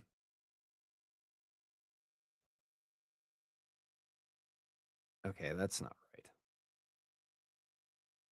Yeah. Well, that's what he's looking at. But yeah, so Hold on. I'm gonna do. well, totally, definitely a missed opportunity that they. So many missed opportunities. I mean, can you imagine spending this money and not being like a kid in the candy store and doing something awesome? I mean, really. Right. So let's see here. Elrond and his brother Elros were born first age 532, making them 58 years old at the end of the first age. Okay. Yeah. And in elf years, So that's kind of like 25. that's young. Yeah, that's Yeah. young. They're kind of they are adults, but they are young. Um. So yeah, 58 years old, and then what was it? Celebrium was born 300 approximately, is what they said. Yeah. Okay, so 300 years, that would put when so yeah, they were 358, Elrond was, when Celebrium was born. But if you really ratio that out to elf years, by the time they get married, it's almost 3,000 years after the fact. So, you know, Yeah. Yeah, they're fine. it's all good. Yeah, they're fine. Yeah. It's all good. But but the show, yeah, it's just, I mean, unless they rapid age her like they do on soap operas, or maybe they won't even have her. I mean, or watch them pull this out of their butts. Speaking of which, maybe you weren't misremembering. Maybe you were psychic. We're gonna start Yeah. season 3 of the Rings of Power. Oh, Galadriel, look who's here to visit you. Your Yeah. daughter. They just never mentioned her. Watch them do I'm that. Oh geez. Yeah, that would be It'd be again, ridiculous, but they could pull it out of their asses. I'm gonna go back and watch that scene because it's gonna freaking bother me. Because Well, I'm gonna it's be like like, Rose where did I Baggins get is this it's from? giving you a break, because remember how many people think Darth Vader said, "Luke, I am your father," and he said, "No, I am your father." So there we go. Yeah, Yeah, true. Or precisely. what's the I'm trying there's so many of those that just get Scotty misremembered, beam but me up instead of beam me up, Scotty. He never said yeah, in the play it again, Sam. He didn't say play it again, Sam. I think he said like Sam play it again. Just certain things. Yeah, it's all right. It happens. We're human. And like I said, we're not assholes who, when we make a mistake, blame the. Yeah, it would be like Rose Baggins. You'd go on a thing on Rose, and it's like, well, obviously you must be racist if you're saying well, that. and the other thing too is, as much as I despise this show, I don't want to put out misinformation about the show because Yep, then that invalidates my criticisms. precisely. Because I don't want people to think I'm a bullshit artist. Like I want to tell the truth. And so if I make a mistake, I have to own it. Like I can't in good conscience just let that linger there and just plug my ears and not listen to other people's corrections. I have to own up when making Yeah. mistakes. So Well, and it hurts credibility too, yeah, like sometimes exactly. people are like, "It's Exactly. okay if you lie about people you don't like." It's like, "No, I'm sorry, it's not No. okay." I'm not saying you lied, but No. I'm just saying as an example. No, no, no, It's yeah. Yeah. it's like, no, it's like it's okay to misrepresent something if it's for a greater cause. It's like, no, it has to be rooted in truth. I mean, I'm a historian, so, obviously there's lots of stuff when you have a thesis, just like being a scientist, where you have a hypothesis, you have a thesis, and if you come up with evidence that contradicts your thesis, like, damn, you got to change your Yeah. thesis, or Yeah. or deal with it. All right. Well, we do need to wrap things up. Things are wrapping up here. My sister's texting me and all that, so I got some stuff that I need to do. So, do you have anything coming up? I am gonna be doing in June. I'm doing a couple of D&D streams with some friends from over at Moon Skull and Wednesday After Dark. That's gonna be fun. It'll be June 6th and June 20th. I also have a couple of video projects I'm working on, just talking about kind of sort of what we've talked about today, just more condensed. Just talking Mhm. about some of the recent news regarding Rings of Power season 3, what to expect, and also a couple more things concerning the Stephen Colbert movie. I should have Ugh. one or two of those out by next week. Mhm. So tune in for that, and otherwise, just follow me on my X account at Lost History 9, Hiking Feanor Alpha Chat of Middle Earth. I post daily. I'm always talking crap about something, or Mm. just dropping little anecdotes about silly things my wife does. So, Oh, well, um, um, so there yeah, you go. tune in for that and check all that out. And yeah, yeah, pretty much. Okay, and of course, here on Miss Smart Muses, we talk about what makes me laugh, makes me cry, makes me happy, makes me sad, or just really, really ticks me off. And upcoming is something that I don't think will tick me off for the cowboy. What do you call it? The cowboy campfire. Stieg and I are going to be doing the Searchers. And I know I said that we were going to be doing it in April, but we didn't get around to it in April. So we're going to do it in May. So if you haven't seen the Searchers, go ahead and do so. And here's Hiking Feanor's X. So you can follow him, Lost History. So we're going to be discussing that and also any musings that I have coming up. I'm going to be continuing with the Mystery Night, the third Night of the Seven Kingdoms novella, Wuthering Heights. I am going to be continuing that. And of course, stay tuned. You never know when we're going to be having some sort of Lord of the Rings, Hobbit, or otherwise anniversary. So I will be discussing that here. I'm still not over the reread that I did of the Battle of Pelennor Fields. I'm like, how many times have I read this? And I was going over that. I was reviewing it. I was just bawling. We might be having a reunion of the original Lord of the Rings panel. So stay tuned with that. The one that we did, we went through all the books back in 2021 to 2023. So it's going to be me, Stieg, and Rennie, and hopefully maybe we can get Lady Gravemaster back. So I want to thank everyone that's been here. I want to thank everyone that's been commenting. We had Archer Collin, we had Steve Kenobi, we had Snortopupus Cooper, we had Rose Baggins, and thank you, Rose Baggins, for being a muser of House Rose. We had the Clueless Fangirl. We had Salty Traveling Sea. Thank you for being a muser of House Rose. We had Davish 7864. We had a Dega Outlaw. We had Tommy and the Guinea Pig Collective. We had Biggles Mets. And thank you, Biggles. Thank you very much for the 10 memberships. I greatly appreciate that. And thank you for your support. Whoops, I'm losing everything here. And of course, Tommy and the Guinea Pig Collective. Yes, thank you. Yes, I'm sorry, dude. I'd been starring them and I didn't get that. Yes, I have not forgotten you, Tommy. Thank you. And thank you. He's my very first mod and he's stuck with me all these years. So that's that. Have a great day, everyone. Have a great day and be certain to not watch the Rings of Power and watch and read great literature. And whoops, can I? Oh,